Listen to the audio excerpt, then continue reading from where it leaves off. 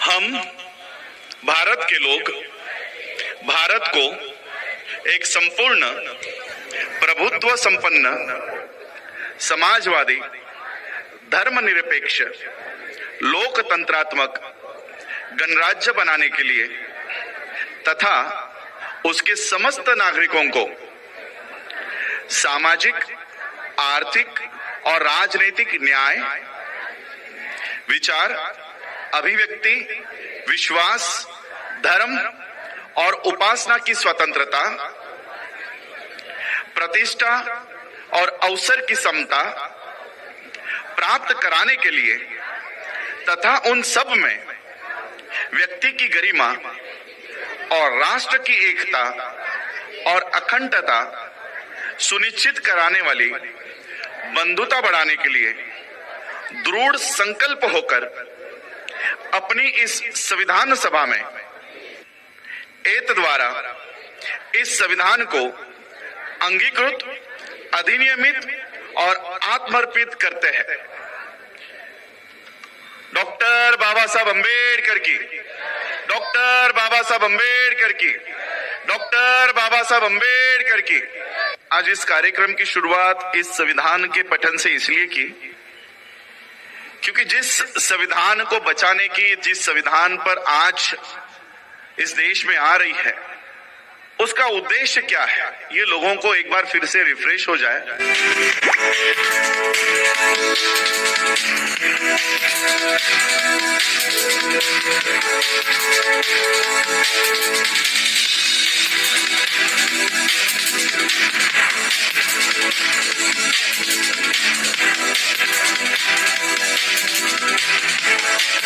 हम भारत के लोग भारत को एक संपूर्ण प्रभुत्व संपन्न समाजवादी धर्मनिरपेक्ष लोकतंत्रात्मक गणराज्य बनाने के लिए तथा उसके समस्त नागरिकों को सामाजिक, आर्थिक और राजनीतिक न्याय, विचार, अभिव्यक्ति, विश्वास, धर्म और उपासना की स्वतंत्रता,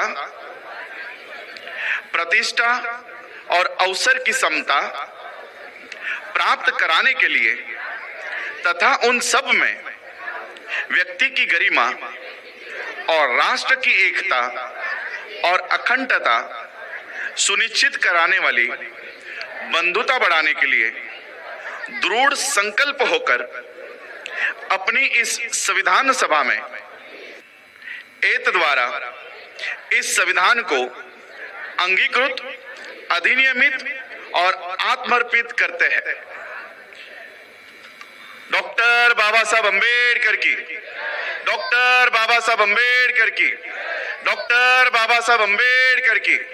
आज इस कार्यक्रम की शुरुआत इस संविधान के पठन से इसलिए की क्योंकि जिस संविधान को बचाने की, जिस संविधान पर आज इस देश में आ रही है, उसका उद्देश्य क्या है, ये लोगों को एक बार फिर से रिफ्रेश हो जाए कि बाबा साहब अंबेडकर जी ने इस देश का संविधान किस लिए निर्माण किया है। ये जो संविधान की प्रतिमा यहाँ रखी है, ये संविधान केवल 4 चीजों को ही प्राप्त कराने के लिए इस देश में हमने आत्मर्पित की है, खुद को दी हुई है। Justice, equality, liberty and fraternity, न्याय, समता, स्वतंत्रता और बंधुता। यही आज हमने यहां से इसका पठन किया कि हम अब भारत के लोग इस भारत में न्याय प्राप्त करेंगे। न्याय कौन सा? सामाजिक, आर्थिक और राजनीतिक, समता, स्वतंत्रता और बंधुता। ये हम लोगों को याद रहे, इसलिए आज की कार्यक्रम की शुरुआत यहाँ पर मैंने इस उद्देशिका से की। तो मेरे से पहले जो सूत्र संचालन कर रहे थे, उन्होंने आपको कहा कि आप शेर की संतानें हो, आप शेर हो। बाबा साहब अंबेडकर जी ने भी यही कहा कि शिक्षण वाघिणीचं दूध आहे, जो कोणी प्राशन करेल तो गुरगुरल्याशिवाय राहणार नाही। तो शेर के ही सिंह की जो मादा होती है, उसको कभी बच्चा देते हुए देखा है? कभी डिस्कवरी पर या कभी कहानियों पर या कभी फिल्म में, ये जब बच्चे देती है, शेरनी जब बच्चे देती है, बच्चे देने के बाद वो थोड़ी दूर आकर बैठ जाती है। वो बच्चे वहां पर, नवजात जो बछड़े हैं, वो चिल्लाते रहते हैं कि हमारे पास आओ, हमें दूध पिलाओ, हमें नजदीक लो, लेकिन वो नजदीक नहीं जाती, वो वही दूर बैठी रहती है। और फिर वो बच्चे कोशिश करके अपने पैरों पे खड़े होते हैं और वो अपनी मां की तरफ जाते हैं, वो अपनी मां की तरफ जाते हैं और फिर वो वहां पर उसके साथ, चाहे वो दूध पीते हो या गले लगते हो। लेकिन अगर कोई एक बच्चा उठकर अपनी मां की तरफ नहीं जाता, वो वहीं पर पड़ा हुआ होता है, तो पता है वो शेरनी क्या करती है? किसी को पता है क्या करती है? वो शेरनी अपनी जगह से उठती है, उस बच्चे की तरफ जाती है, उस नवजात बछड़े की तरफ जाती है और वो उसे निगल जाती है, वो उसे खाती है। पता है क्यों खाती है? वो उसे क्यों खाती है? वो इसलिए खाती है कि ये बच्चा कमजोर निकल गया है, ये बच्चा अपने पैरों पे खड़ा नहीं रह सकता। अगर ये बच्चा खड़ा नहीं रह पाया, खड़ा नहीं रहा, तो इसे जंगल का लोमड़ी भी उसकी आकर हत्या कर देगा। एक छोटी सी लोमड़ी भी उसको परेशान करेगी, एक लोमड़ी भी उसको तंग करने का काम करेगी। किसको? जंगल के राजा को।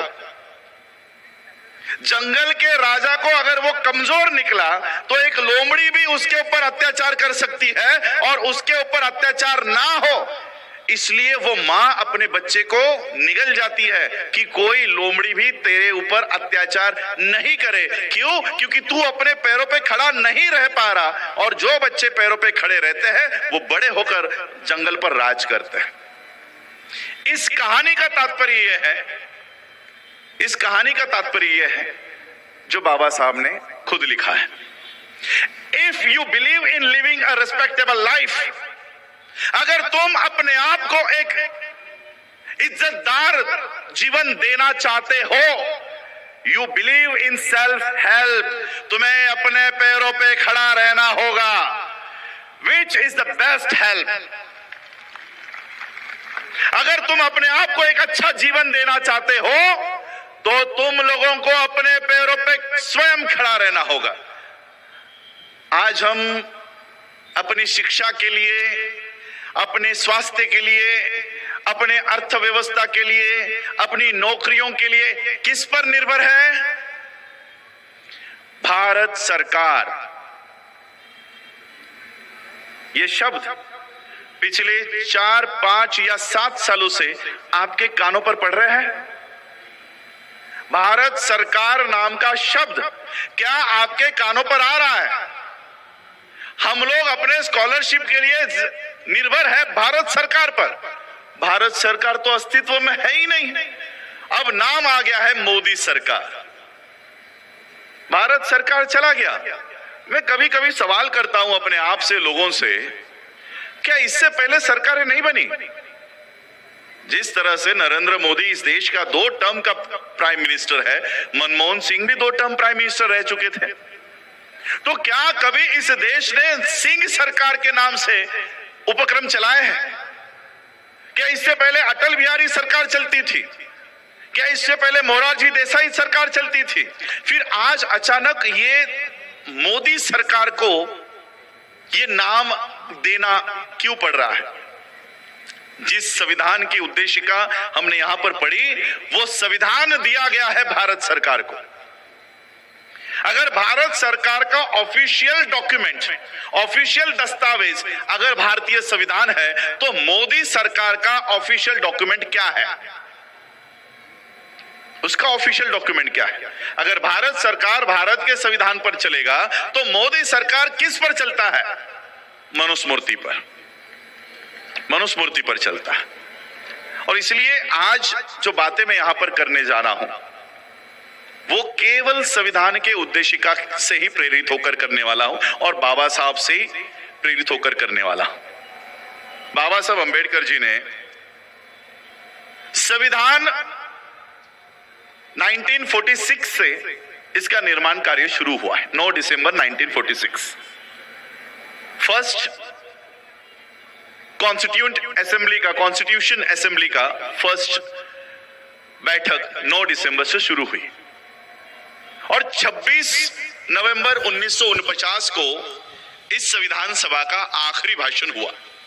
2 साल 11 महीने 18 दिन तक लगातार इस संविधान का निर्माण कार्य चला, जिसका 1/4 हिस्सा 25% ऑफ टाइम ये केवल भारत के संविधान की उद्देशिका तय करने में लगा है कि हमारा उद्देश्य क्या होगा, भारत के संविधान का उद्देश्य क्या होगा। ये 1/3 टाइम, 1/4 भी नहीं, 1/3 टाइम केवल उद्देशिका को डिजाइन करने के लिए, सोचने के लिए गया है।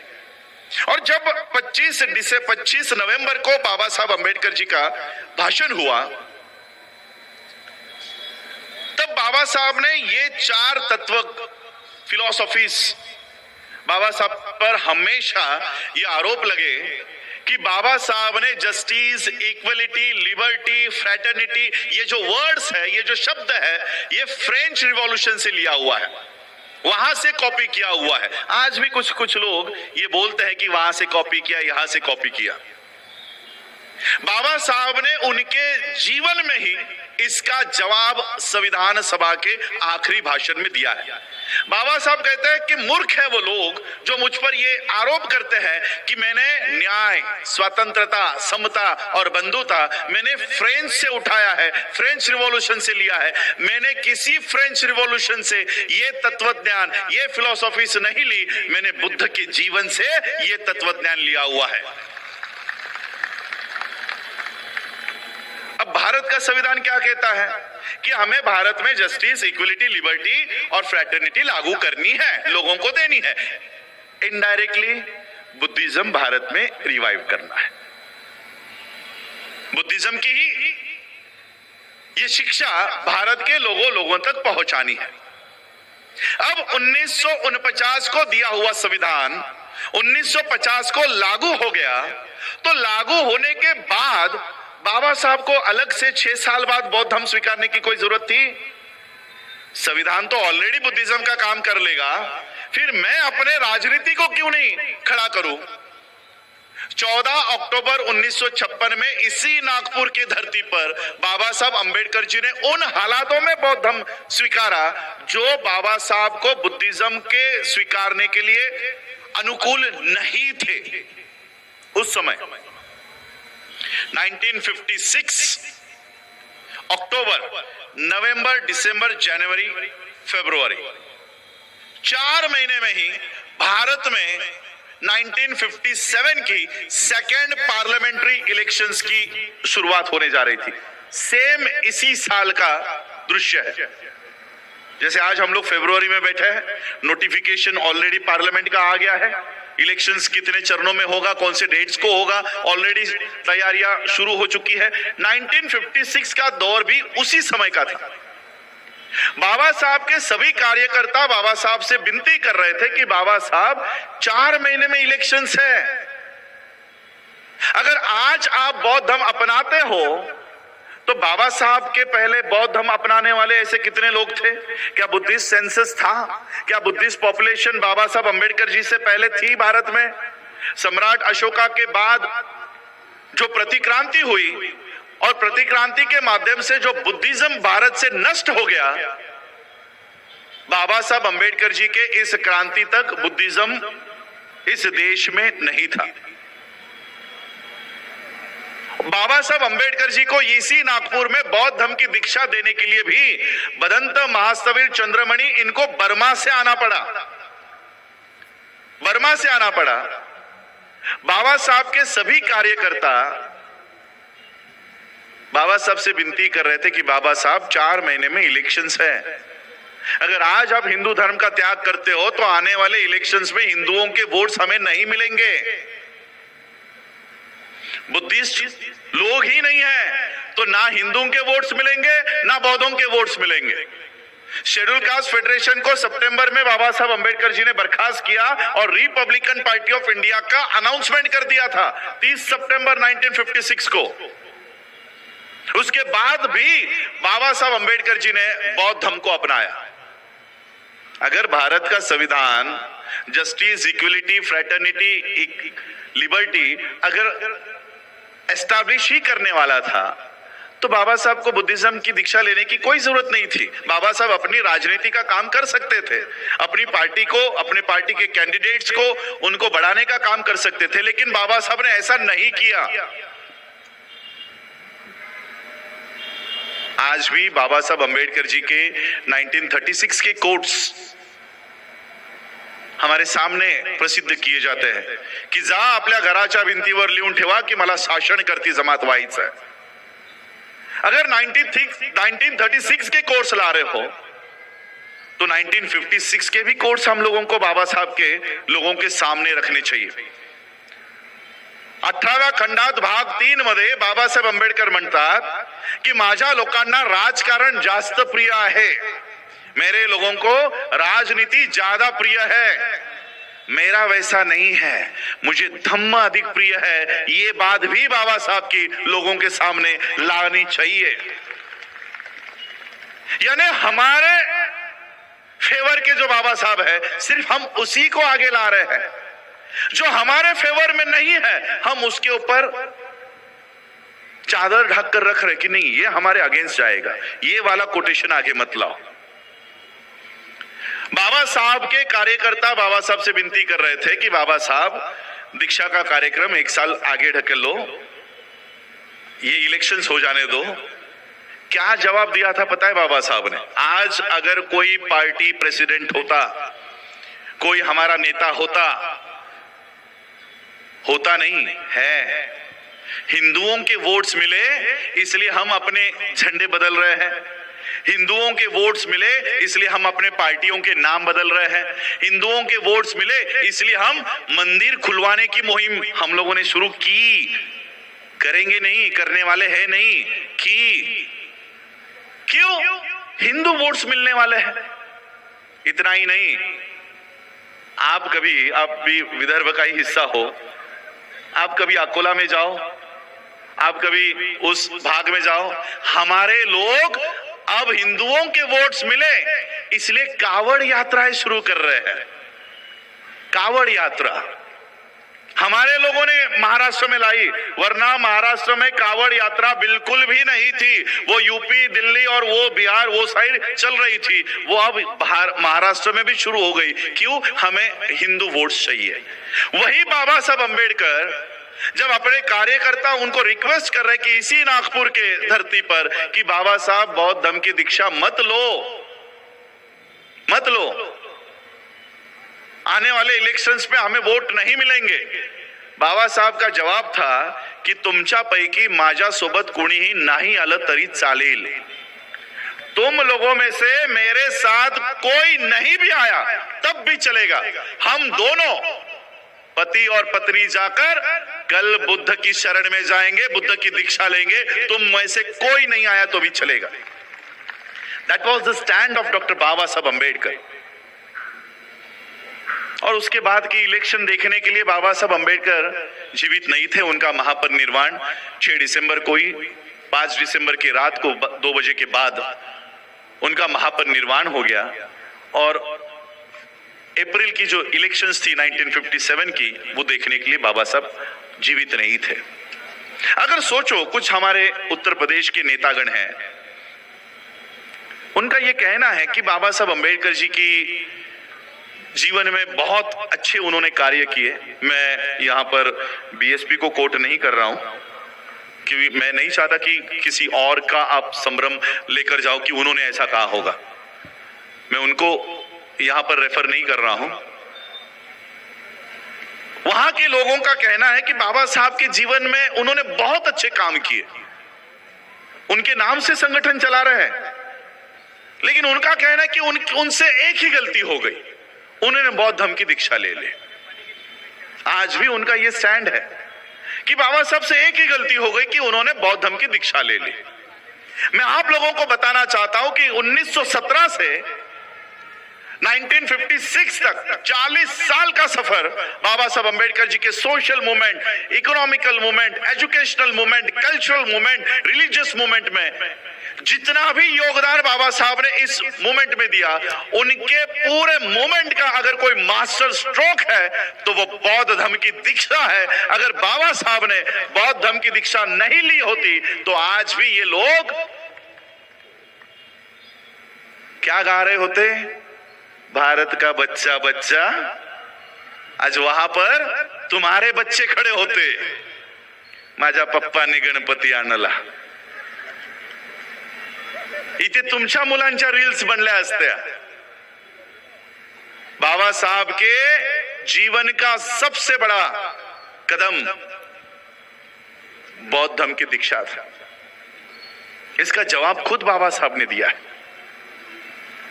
1956 में जब बाबा साहब बौद्ध धर्म की दीक्षा लेने यहां पर पहुंचे, केसरी का एक पत्रकार बाबा साहब से कहता है कि बाबा साहब आपने हिंदू धर्म त्याग करने की घोषणा 1935 में की थी। बाबा साहब ने कहा था कि मैं हिंदू परिवार में जन्मा, ये मेरे हाथ में नहीं था, मेरे बस में नहीं था, लेकिन मैं हिंदू मरूंगा नहीं।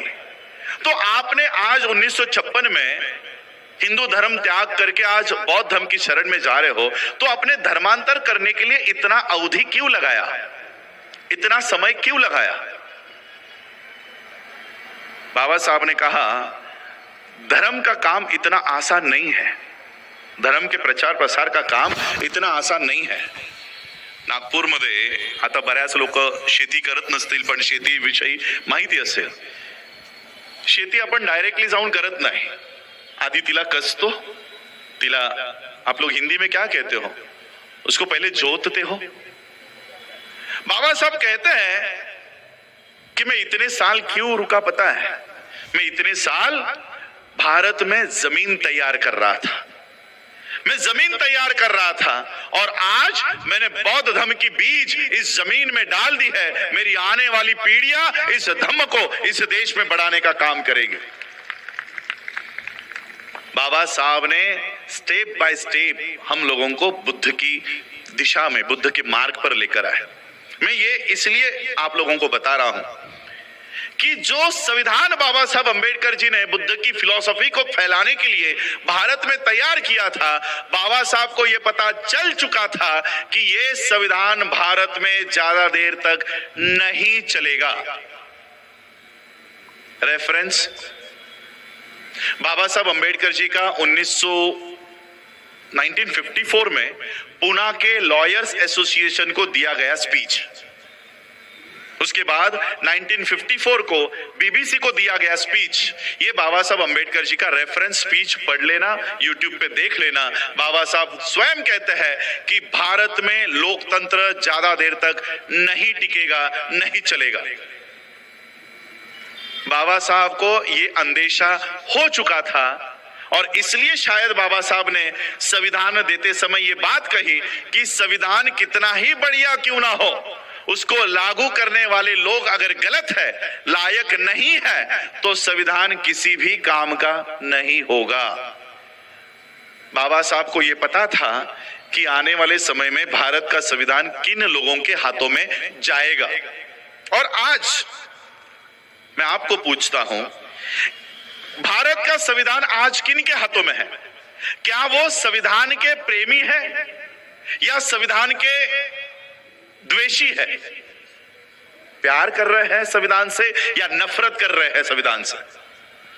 और मैं आपको इनका चरित्र, बैकग्राउंड आप लोगों को बताना चाहता हूं कि इनका चरित्र क्या है, जिनके हाथ में आज भारत का संविधान है। जब भारत के संविधान सभा का कामकाज शुरू हुआ, इस देश को लोकतंत्रात्मक गणराज्य देने का काम शुरू हुआ, तब इस देश की एक संगठना थी जिसका यह कहना था कि भारत को लोकतंत्र की कोई जरूरत नहीं है, भारत में नया संविधान तैयार करने की कोई आवश्यकता नहीं है। भारत आजाद होने से पहले, भारत को संविधान मिलने से भी पहले इस देश का अपना खुद का एक संविधान है और इसलिए नए संविधान की कोई आवश्यकता नहीं है। और इसलिए इस संगठन के पदाधिकारी, इस संगठन के लोग संविधान सभा की कामकाज करने नहीं दे रहे थे। उनकी सभाएं, उनकी मीटिंग्स, उनकी कैबिनेट मीटिंग्स ये तहस महस कर रहे थे। इसलिए ऑफिशियली कानूनी तौर पर उस संगठना के पदाधिकारियों पर ऑफिशियली बैन इस देश में लाया गया। उस संगठना का नाम है राष्ट्रीय स्वयंसेवक संघ, आरएसएस। और इसी आरएसएस की ऑफिशियल पॉलिटिकल पार्टी का नाम है भारतीय जनता पार्टी, जिसका प्रधानमंत्री आज इस देश में संविधान को हाथ में लेकर उसको नतमस्तक करके संविधान को खत्म करने का काम कर रहा है। अब मुझे बताओ, जिस संगठन का यह दावा था कि भारत का संविधान बनना ही नहीं चाहिए, अब उनके हाथ में अगर ये संविधान आ जाए तो क्या वो भारत के संविधान को रखेंगे या खत्म करेंगे?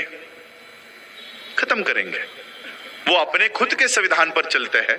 उनका खुद का संविधान है मनुस्मृति। वो मनु के कानून को मानते हैं और इसलिए वो भारत के संविधान को इस देश से, हमारा देश का प्रधानमंत्री कह रहा है ना, हम 18 घंटे काम कर रहे हैं। 18 घंटे काम करने का नतीजा क्या है? एयर इंडिया बेच दी, LIC का डिसइन्वेस्टमेंट हो गया, NHAI बेच दी, AAAI यानी एयरपोर्ट अथॉरिटी ऑफ इंडिया उसको बेच दिया, इंडियन रेलवेज को बेच दिया। 18 घंटे काम करने का नतीजा है कि भारत का संविधान पूरी तरह से इन्होंने खत्म कर दिया है। संविधान क्या देने की बात कर रहा है? जस्टिस पहले क्रमांक पर बाबा साहब ने रखा। बाबा साहब अंबेडकर जी ने पूरे वर्ल्ड के, पूरे दुनिया के संविधान का अभ्यास करके भारत को सर्वोत्कृष्ट संविधान बाबा साहब ने दिया है। और ये मैं नहीं कह रहा हूं, आप लोगों को लगेगा या बाहर के लोगों को लगेगा ये तो बाबा साहब के परिवार का है, ये तो बाबा साहब का वंशज है, इसलिए बाबा साहब की तारीफें कर रहा है। मैं नहीं कह रहा हूं। यूनाइटेड नेशंस के president, US president, ex president Barack Obama ये खुद कबूल करता है कि बाबा साहब अंबेडकर जी जैसे महामानव अगर हमारे देश में पैदा हुए होते तो हम सूरज का नाम बदलकर उसको अंबेडकर कर देते। आपकी कल्पना, क्या नाम है उनका, अभी सेकेंड नेम में भूल गया, आज की US एक्स वाइस प्रेसिडेंट, उन्होंने कबूल किया कि भारत का संविधान आज सर्वोत्कृष्ट संविधान है। और मोदी के सामने वो कह रही है कि आपको भारत का संविधान बचाना चाहिए, आपके देश में संविधान को नष्ट किया जा रहा है और आपको आपके देश के संविधान पर गौर करने की जरूरत है। कमला हैरिस, ये बातें जो आज संविधान के माध्यम से बाबा साहब ने हमें दी कि हमें जस्टिस प्राप्त करना है, पूरे दुनिया के संविधान को पढ़कर बाबा साहब ने सर्वोत्कृष्ट संविधान हमें दिया। और जस्टिस पहले पायदान पे रखा है, न्याय। न्याय भी कौन सा? सामाजिक, आर्थिक और राजनैतिक। इसलिए मैंने गूगल से, भले हाल ही की उसमें चेंजेस कर दिए इन्होंने, धर्मनिरपेक्ष को पंथ निरपेक्ष लिख दिया है। मैंने इसलिए वो वर्ड पंथ निरपेक्ष नहीं पढ़ा, वो धर्मनिरपेक्ष है।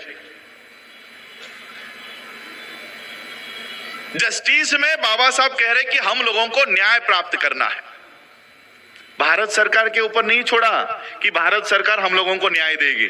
क्या लिखा है? We the people of India, हम भारत के लोग, हम प्राप्त करेंगे न्याय। हमें प्राप्त करना है न्याय। कौन सा? सामाजिक न्याय, आर्थिक न्याय और राजनीतिक न्याय। ये सीक्वेंस वर्ल्ड के, दुनिया के सर्वोत्तम संविधान निर्माता के चयन किए हुए शब्द है। क्या इसमें बदलाव करने की हमारी उतनी मानसिक कैपेसिटी है? क्या उतनी बुद्धि हमारी है कि हम इसमें बदलाव कर सके? लेकिन आज तक हम लोग सोशल जस्टिस की लड़ाई नहीं लड़ रहे, हम लोग आज तक इकोनॉमिकल जस्टिस की लड़ाई नहीं लड़ रहे। हमें केवल और केवल चाहिए पॉलिटिकल जस्टिस, हमें केवल चाहिए राजनीतिक न्याय, बस। हमें सामाजिक न्याय नहीं मिला तो भी चलेगा, हमें आर्थिक न्याय नहीं मिला तो भी चलेगा, हमें केवल राजनीतिक न्याय प्राप्त करना है। और इस लड़ाई में सबसे ज्यादा आप लोग आगे हैं, और सिर्फ आगे नहीं है, आपने हासिल भी किए हैं।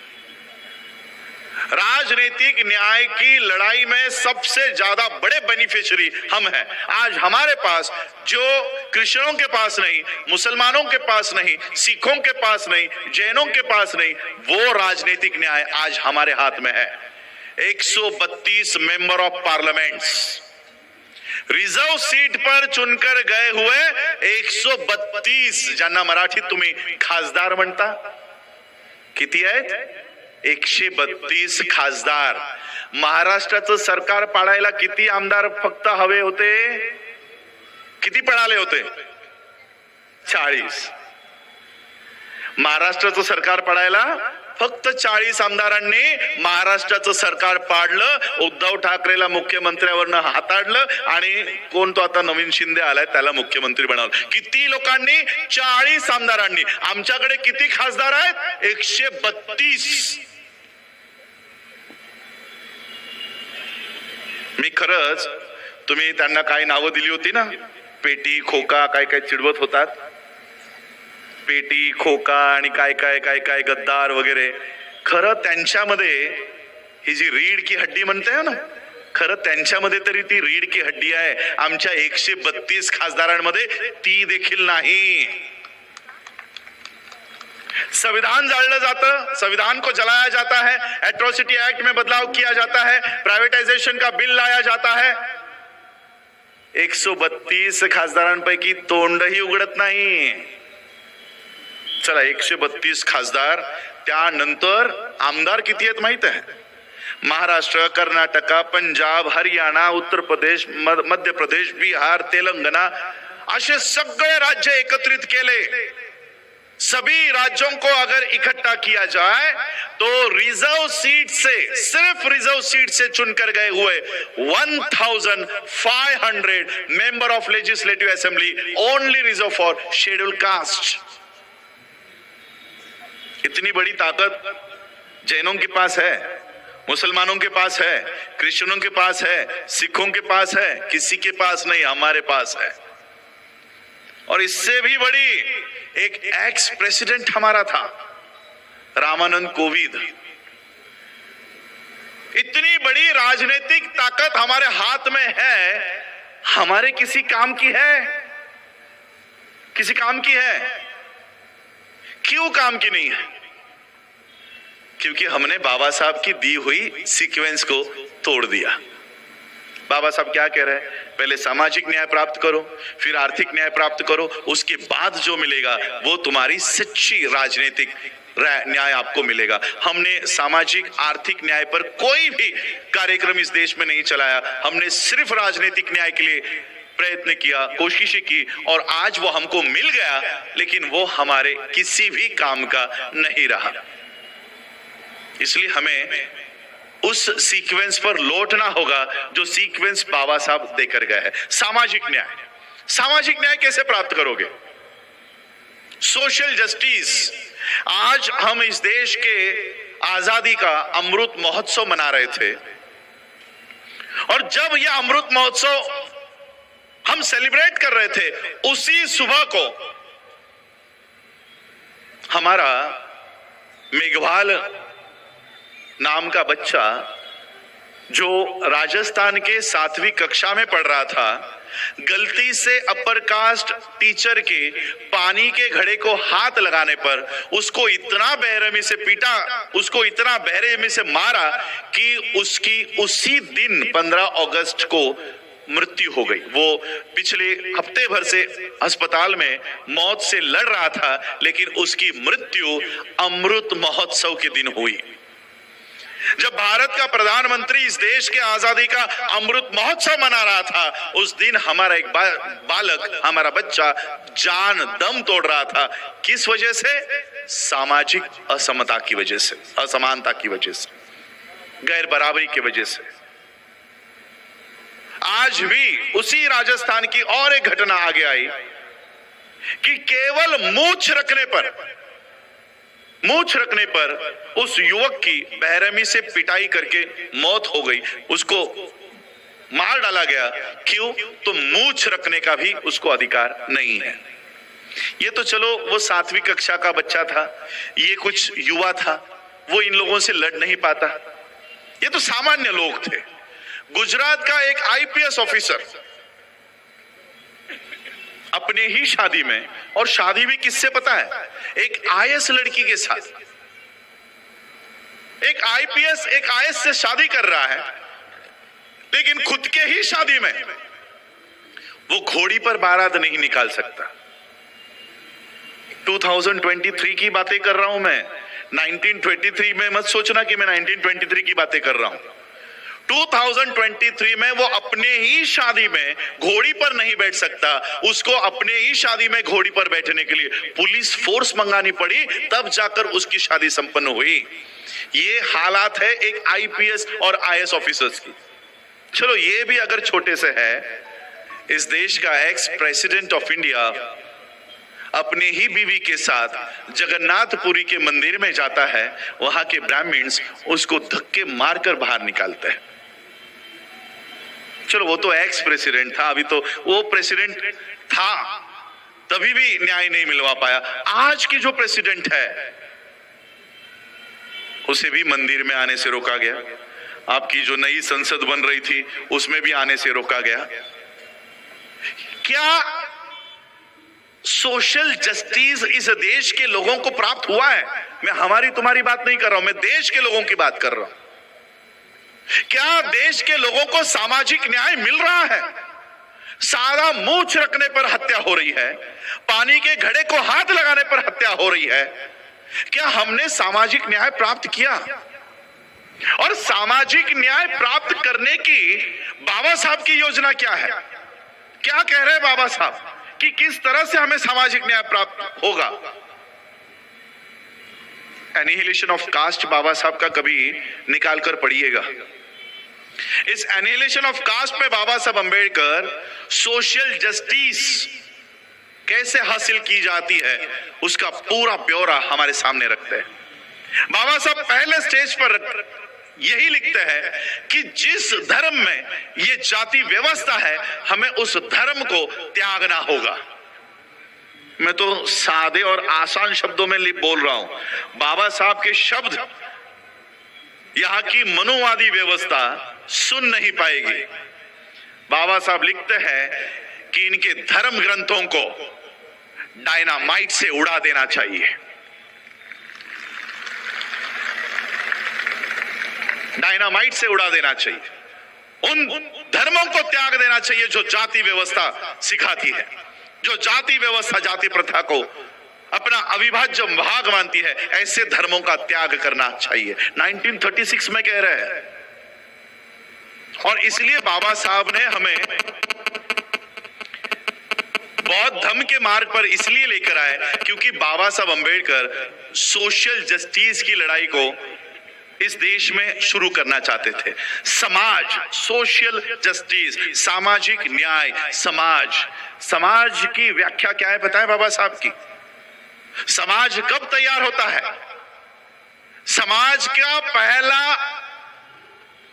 अविभाज्य नियम है कि उसमें जात नहीं होनी चाहिए, तब जाकर आप एक समाज के रूप में खड़े हो सकते हो। बाबा साहब को अनेक धर्मों के लोगों ने बाबा साहब को विनती की कि आप हमारा धर्म स्वीकारो, इस्लाम कबूल करो, सिख धर्म अपना लो, क्रिश्चियन धर्म अपना लो। लेकिन बाबा साहब ने सभी धर्मों की पढ़ाई अध्ययन करने के बावजूद भी इनके धर्म नहीं अपनाए। क्यों? क्योंकि अगर सिख बनते हैं तो कोई रविदासी सिख बन जाएगा, कोई मजहबी सिख बन जाएगा। अगर इस्लाम कबूल करते हैं तो कोई पसमानदा बन जाएगा, कोई कुरैशी बन जाएगा, कोई सिया बन जाएगा, कोई सुन्नी बन जाएगा। क्रिश्चियनिटी को कबूल करते हैं तो कोई प्रोटेस्टेंट के लिस्ट में चला जाएगा, कोई कैथोलिक के लिस्ट में चला जाएगा, कोई दलित क्रिश्चियंस की लिस्ट में चला जाएगा। यानी जिस जाति व्यवस्था का पीछा हम छुड़ाना चाहते हैं, उन धर्मों को स्वीकार करने के बावजूद भी अगर हमारी जातियां नहीं मिटने वाली तो मुझे ऐसे धर्म का स्वीकार नहीं करना है।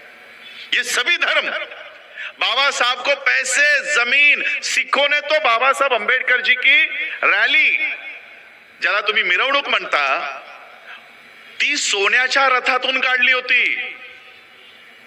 सोने के रथ से बाबा साहब अंबेडकर जी की रॅली निकाली. मुंबईच्या माटुंग्यामध्ये खालसा नावाचं कॉलेज उभं करून दिलं. इतनी संपत्ति, इतनी रिसोर्सेस, इतने साधन बाबा साहब अंबेडकर जी को ये सारे धर्म के लोग दे रहे थे, फिर भी बाबा साहब ने इन धर्म को कबूल नहीं किया. बौद्ध धर्म से कोई बाबा साहब को फूल देने के लिए भी नहीं आया था कि आप हमारा धर्म स्वीकार करो. फिर भी बाबा साहब ने उस धर्म को इस देश में जीवित करने का निर्णय लिया. जो धर्म इस देश से मिट चुका था उसको रिवाइव करने का बाबा साहब ने ठान लिया. और बाबा साहब ने मैं बौद्ध ही क्यों बन रहा हूं, मैं बौद्ध धर्म ही क्यों चुन रहा हूं, इसका जवाब बाबा साहब ने 15 अक्टूबर 1956 इसी नागपुर के जमीन पर बाबा साहब ने दिया. क्या कहते हैं बताएं बाबा साहब? बाबा साहब कहते हैं मेरी लड़ाई जमीनों के लिए नहीं है, मेरी लड़ाई पैसों के लिए नहीं है, मेरी लड़ाई ये तुम्हारे बड़े बड़े संसाधनों के लिए नहीं है. आम्ही लढतो, आम्ही झगडतो ते आत्मसन्मानासाठी. मेरी लड़ाई ये सेल्फ रिस्पेक्ट की, आत्मसम्मान की लड़ाई है. अगर ये आत्मसम्मान मुझे तुम्हारे धर्मों में नहीं मिलता तो ऐसे धर्मों को मैं स्वीकार नहीं करूंगा. और इस आत्मसम्मान के लिए, सेल्फ रिस्पेक्ट के लिए बाबा साहब ने हमें बौद्ध धर्म में लेकर आए और आते समय इंस्ट्रक्शंस दिए हैं. इस धम्म में आते समय कुछ इंस्ट्रक्शंस बाबा साहब ने दिए हैं. बाबा साहब कहते हैं कि इस धम्म में आते समय जिस तरह से अलग अलग नदियां, अलग अलग नाले महासागर में आकर मिलती है, उस तरह से बुद्धिज्म में आओ. इस महासागर में आने के बाद कोई भी आपको, कोई भी ये नहीं बता पाएगा कि ये पानी गंगा का है, या ये पानी कृष्णा नदी का है, या ये पानी गोदावरी नदी से आया है. महासागर के पानी को कोई भी विभाजित करके, अलग अलग करके कोई ये नहीं बता सकता. उस तरह से बुद्धिज्म में आओ. इस धम्म में आते समय अपनी अपनी जातियां, अपने अपने धर्म बाहर रखे, केवल बौद्ध नाम पे, बौद्ध आइडेंटिटी पर इस धम्म में आओ.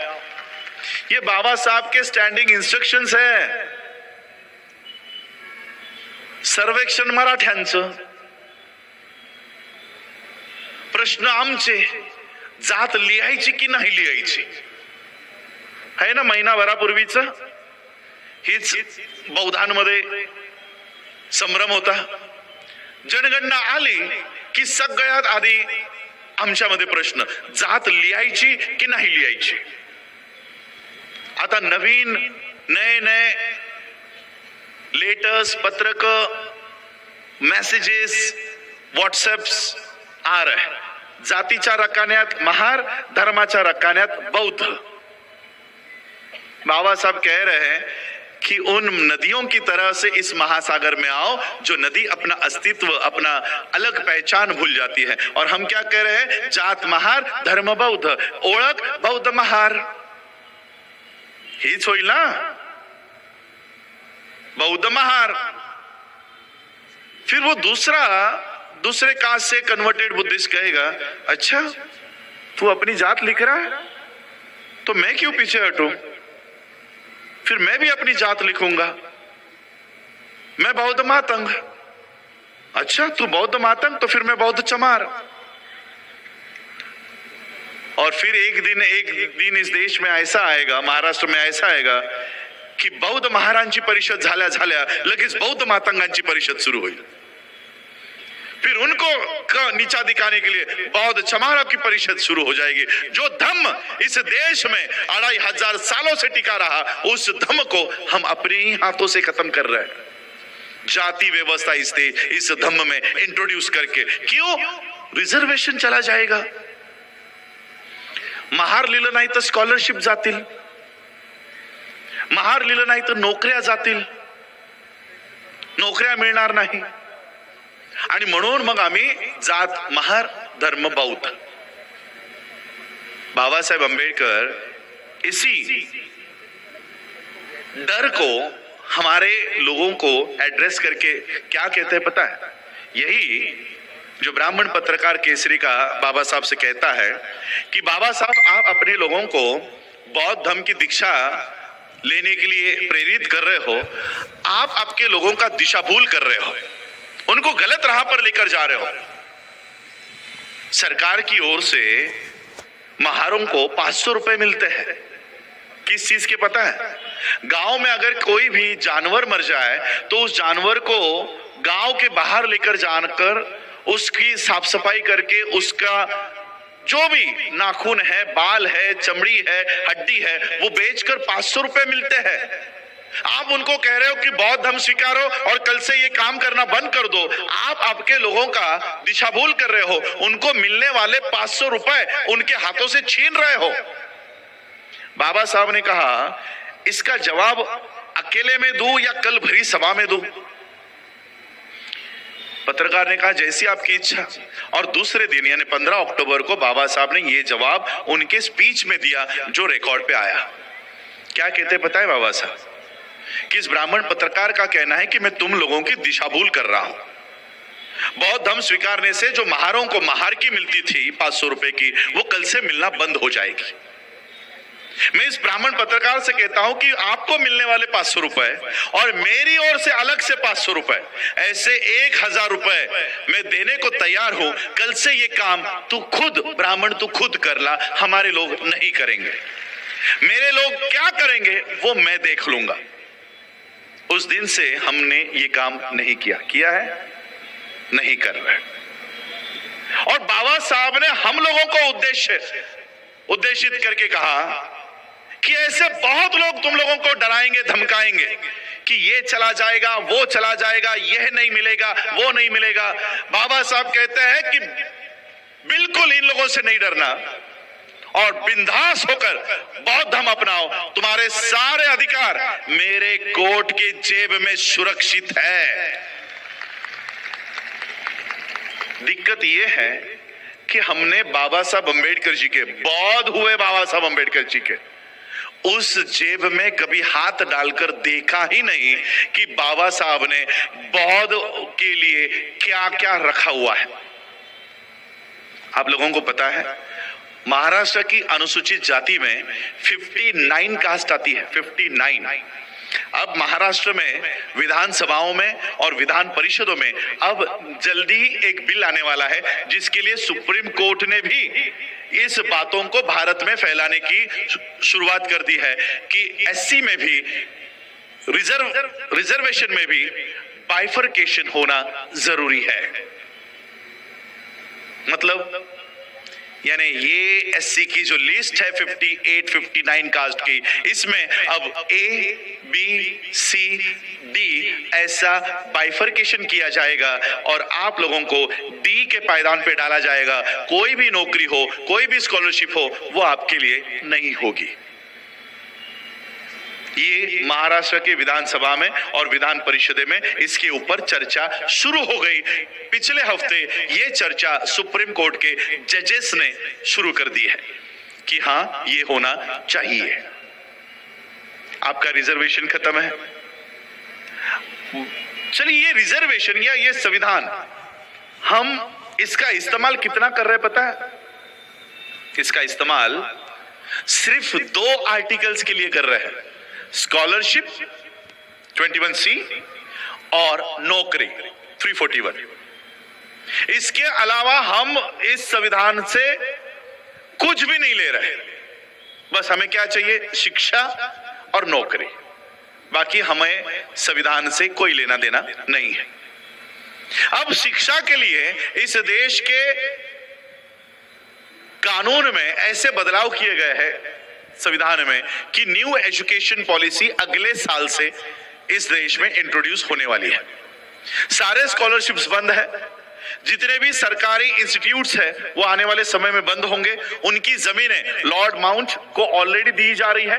चंद्रपुर की जितने भी नगर पालिका, नगर परिषद, जेडपी की स्कूलें थी, उनकी जमीनें लॉर्ड माउंट को, अडानी के लॉर्ड माउंट को दे दी गई है। यवतमाल में दे दी गई है।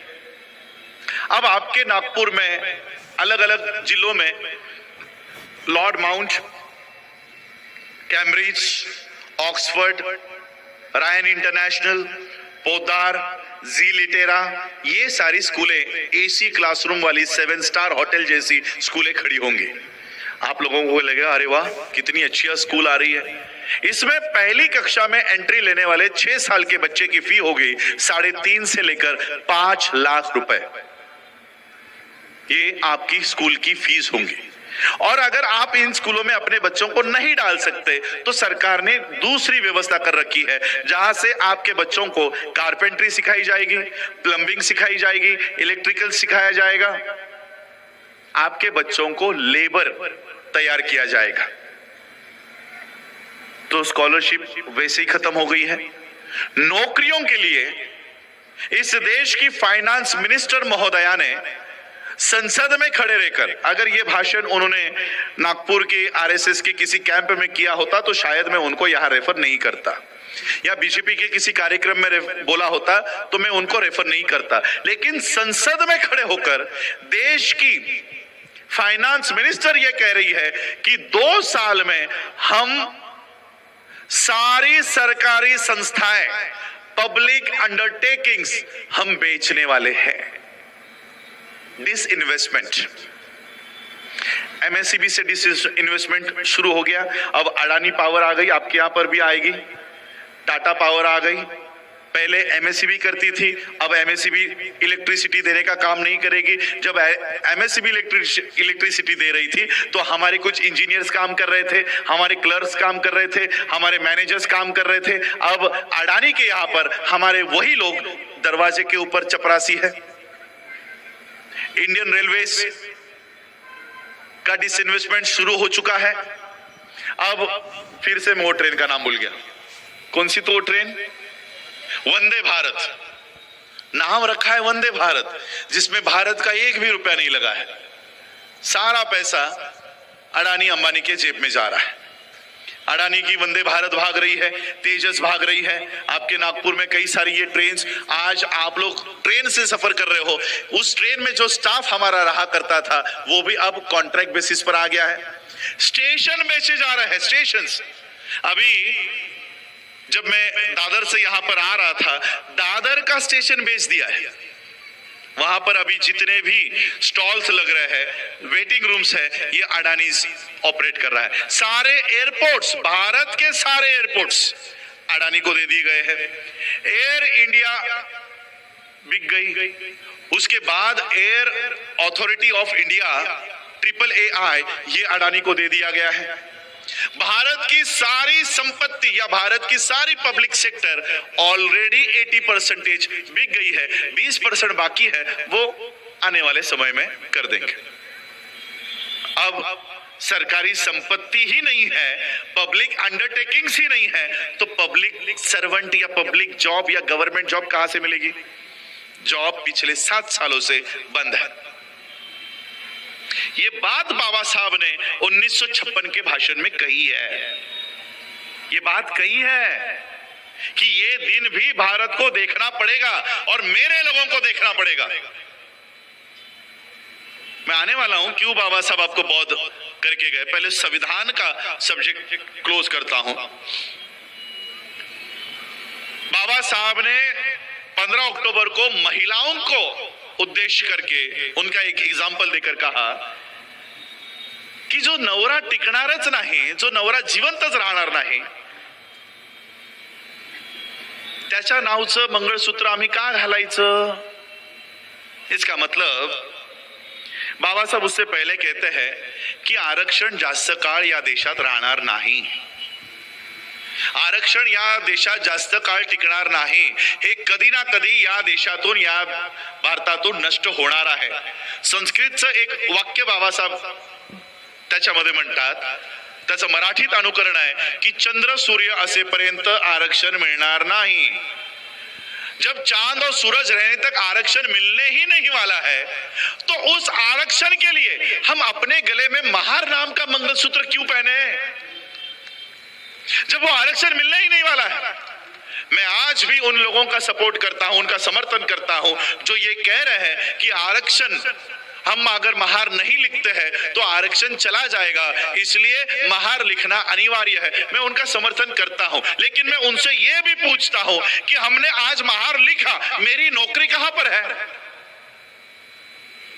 उस नौकरी के लिए मैं महार बन गया, मेरे बच्चों को महार बना दिया, आने वाली 7 पीढ़ियों को मैंने महार बना दिया, मेरे लिए नौकरी कहां पर है?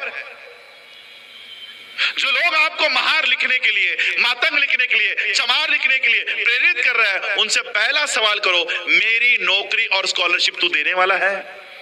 उसकी लड़ाई के लिए घर में बैठे हुए हैं, आवाज नहीं उठाते। प्राइवेटाइजेशन देश भर में हो रहा है, एक व्यक्ति उसके खिलाफ बात नहीं कर रहा, और ये हमें घर बैठे बैठे लेटर छाप रहे हैं कि महार लिखो, चमार लिखो। वही बाबा साहेब कह रहे हैं की जो नवरा टिकणारच नाही, जो नवरा जिवंतच राहणार नाही, त्याच्या नावचं मंगळसूत्र आम्ही का घालायचं? यावरनं लक्षात घ्या की बाबासाहेबांना काय अपेक्षित आहे। 2024 मध्ये स्वतःला महार लिहिणं हे अपेक्षित आहे की नाही आहे? उत्तर बाबासाहेबांनीच दिलेलं आहे। हम लोगों को किसी नेता के जवाब का इंतजार नहीं करना है कि राजरत्न अंबेडकर का क्या स्टैंड है, भीमराव यशवंतराव अंबेडकर जी का क्या स्टैंड है, XYZ जो भी बुद्धिज्म पे काम कर रहा है उसका क्या स्टैंड है। अरे हमारा स्टैंड देखने के बजाय जिन बाबा साहब ने आपको बुद्धिज्म में लाया उनका क्या स्टैंड है, बस उन्होंने एक बार अगर कोई बात कह दी बस वही हमारे लिए फाइनल है, वही कंक्लूजन है, उसके अलावा और किसी के बातों के ऊपर ना जाए। जब बाबा साहब ने कह दिया है ना, तो फिर हम लोगों को अपने विचार वहां पर रखने की क्या जरूरत है।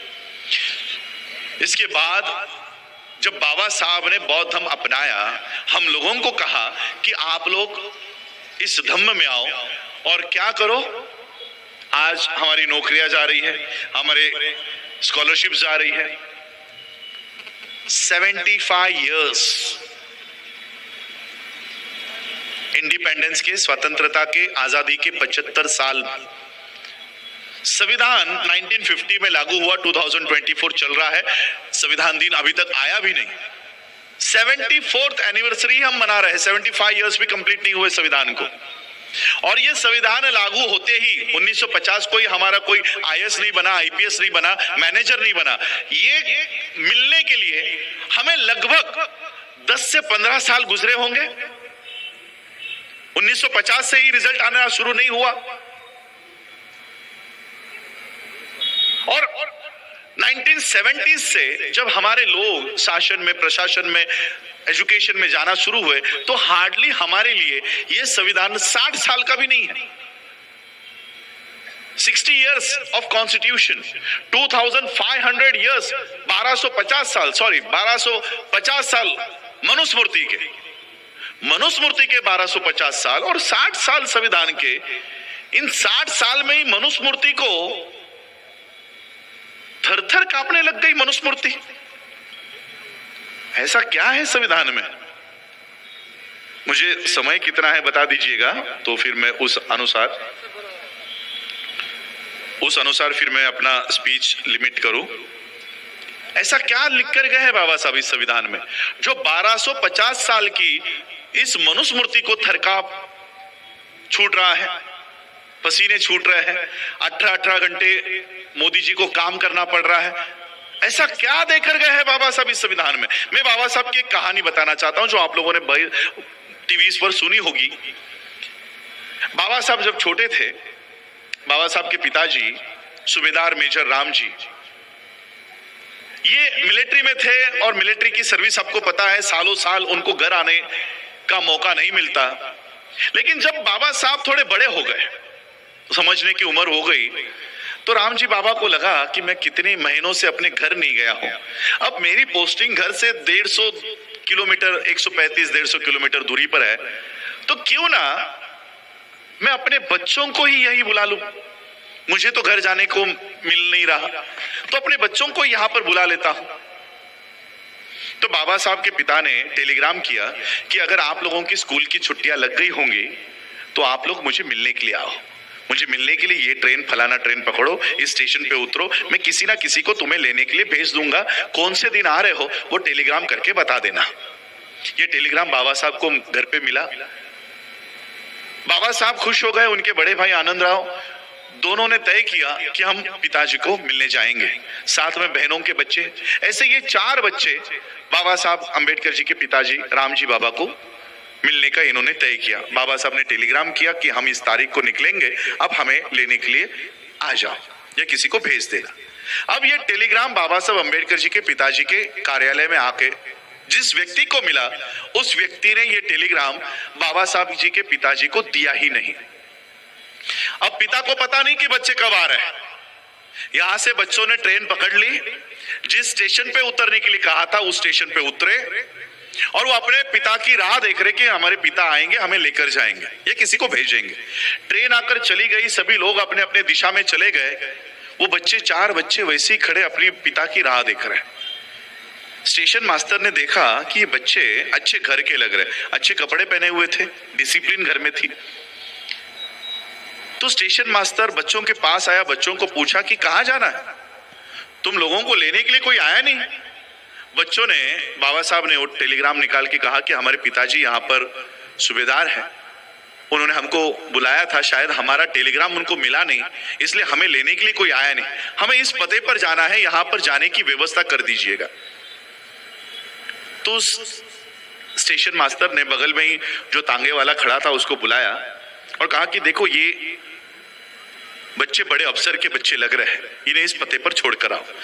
उस गाड़ी वाले ने सभी बच्चों को गाड़ी में बैठने का आमंत्रण दिया, सब बैठे और फिर वो गाड़ी बाबा साहब अंबेडकर जी के पिताजी के कार्यालय के लिए निकल पड़ी। राह में वो गाड़ी वाला बच्चों से बात करना शुरू किया। कहां से आए हो, क्या नाम है तुम्हारा, पिताजी क्या काम करते हैं, गांव का नाम क्या है, तुम्हारी जाति कौन सी है। और जैसे ही जाति के बारे में पता चला, इस गाड़ी वाले ने गाड़ी रोकी और सभी बच्चों को गालियां देकर नीचे उतारा और कहा कि तुम तो अछूतों के बच्चे हो, अभी के अभी मेरी गाड़ी से नीचे उतरो। मुझे लगा तुम्हारे कपड़ों से कि तुम सवर्णों के बच्चे होंगे, अभी के अभी मेरी गाड़ी से नीचे उतरो। सभी बच्चे डरकर गाड़ी से नीचे उतर गए। बाबा साहब के पास कुछ पैसे थे, बाबा साहब ने कहा ये पैसे ले लो लेकिन हमें छोड़ दो। ज्यादा पैसों के लालच में गाड़ी वाले ने कहा कि ठीक है, लेकिन तुम लोग अछूत हो, मेरे गाड़ी में मेरे बगल में बैठ नहीं सकते, मेरे गाड़ी के पीछे पीछे चलते चलते आओ। और फिर ये सफर शुरू हुआ। गाड़ी चल रही है, एक हाथ पीछे ये चारों बच्चे चल रहे हैं। 2-3 किलोमीटर पैदल चलने के बाद बाबा साहब को प्यास लग गई। बाबा साहब ने गाड़ी वाले से कहा कि आपके पास जो पानी है वो थोड़ा सा पिला दो, मुझे बहुत प्यास लगी है।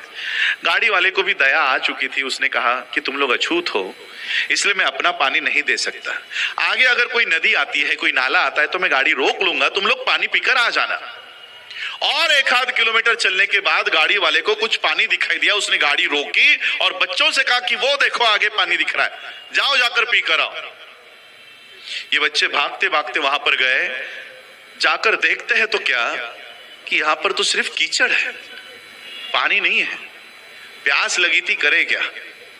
बाबा साहब ने वो मट्टी हटाई और जो काला कीचड़ का गंदा पानी ऊपर आता है वही पानी उन्होंने पिया।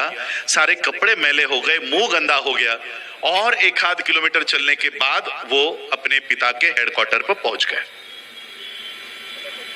पिता ने दूर से देखा ये तो मेरे बच्चे हैं और इनके साथ राह में रास्ते में क्या हुआ होगा इसका अंदेशा भी बाबा साहब के पिताजी को आ गया कि मेरे बच्चों के साथ क्या हुआ होगा। बाबा साहब दौड़ते दौड़ते अपने पिता के पास गए, उनको गले से लगा लिया, लिपट गए और रोते रोते बाबा साहब ने सवाल किया कि बाबा हमारे साथ ऐसा क्यों किया जाता है, मुझे गाड़ी में बैठने का अधिकार क्यों नहीं है, मुझे पानी पीने का अधिकार क्यों नहीं है। बाबा साहब अंबेडकर जी के इन मासूम सवालों का रामजी बाबा के पास कोई जवाब नहीं था। रामजी बाबा ने बाबा साहब को शांत किया और बाबा साहब से कहा कि इसी परिस्थिति को तुम्हें बदलना है, इसी व्यवस्था को तुम्हें बदलना है। और रामजी बाबा ने बाबा साहब को ऐसा तैयार किया कि उन्हीं बाबा साहब अंबेडकर जी ने इस भारत का संविधान निर्माण किया और एक ऐसी व्यवस्था इस देश में कायम की, जिन बाबा साहब अंबेडकर जी को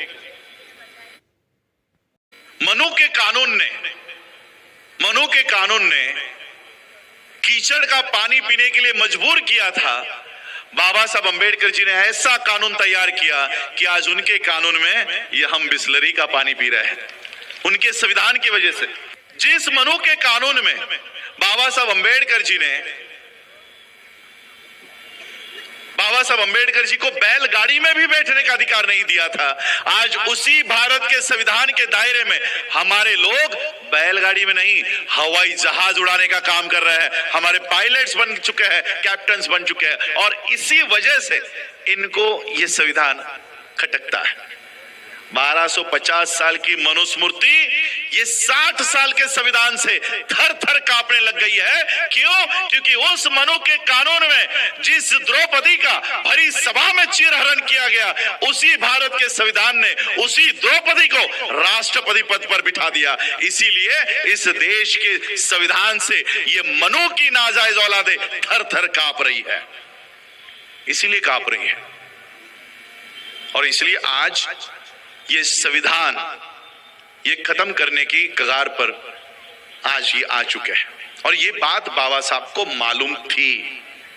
इसलिए बाबा साहब ने 1954 के बीबीसी के इंटरव्यू में ये कबूल किया कि भारत का लोकतंत्र ज्यादा नहीं चलेगा। फिर पर्याय क्या है, ये भी क्वेश्चन किया है। बाबा साहब कहते हैं कि हमें अल्टरनेट व्यवस्था खड़ी करनी होगी, अल्टरनेट व्यवस्था खड़ी करनी होगी, और वो व्यवस्था बाबा साहब खुद स्वयं खड़ी करके खुद चले गए। बाबा साहब को ये पता था कि इस देश में एक दिन ऐसा आएगा जिस संविधान के दायरे में मैं मेरे लोगों को लेकर आया, वो संविधान एक दिन खत्म कर देंगे। उस समय मेरे लोग कहाँ जाएंगे? 5 दिसंबर 1956 के रात तक, अपने अंतिम सांसों तक बाबा साहब अपने परिवार के बारे में नहीं सोच रहे थे। जिस तरह से हमारी अनुबाई तेलतुंबड़े ये आई, अपना विल तैयार करके उनकी सारी संपत्ति मुझे देकर गई, बाबा साहब अपने अंतिम समय में अपनी विल तैयार नहीं कर रहे थे। क्या कर रहे थे पता है? 2 महीने पहले जिस बौद्ध धर्म को मैंने भारत में रिवाइव किया है, पुनर्जीवित किया है, मेरे जाने के बाद, मेरे पश्चात मेरे लोग उस बौद्ध धर्म का सही से पालन करें, इसलिए बाबा साहब अंबेडकर बुद्ध और उनका धम्म, द बुद्धा एंड इस धम्मा, ये ग्रंथ पूरा कर रहे थे। क्यों? मेरे जाने के बाद इस धम्म का सही से पालन करना और इस धम्म के माध्यम से इस देश में सुरक्षित रहना, ये बाबा साहब अंतिम समय तक काम कर रहे थे। क्या संदेश देकर गए कि इस देश का संविधान तुम्हारे हक और अधिकार के लिए इस्तेमाल में लाना बंद हो जाए।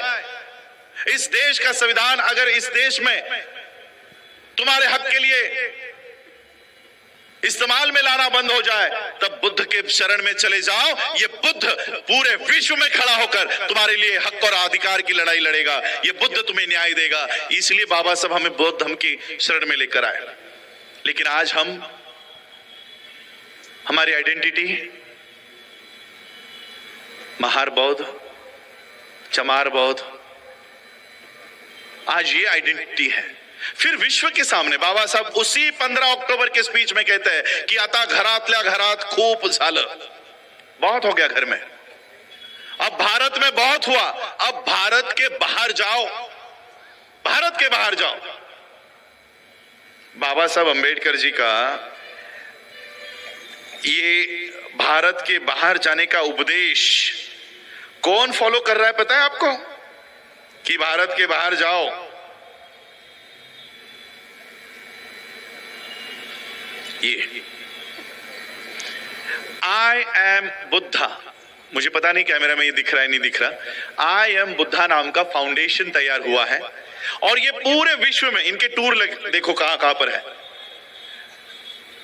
Cambridge University, Oxford University, London, Imperial College, Scotland, England, Birmingham, Parliament of UK, Yoga Foundation London, Interfaith seminar London, Fiji London, Berlin, Frankfurt, Hamburg, Bremen, Hague, Netherlands, पूरे दुनिया में, यूरोपियन कंट्रीज में भारत की ये संस्था बाबा साहब के उपदेश पर काम कर रही है, वो फॉलो कर रहे हैं।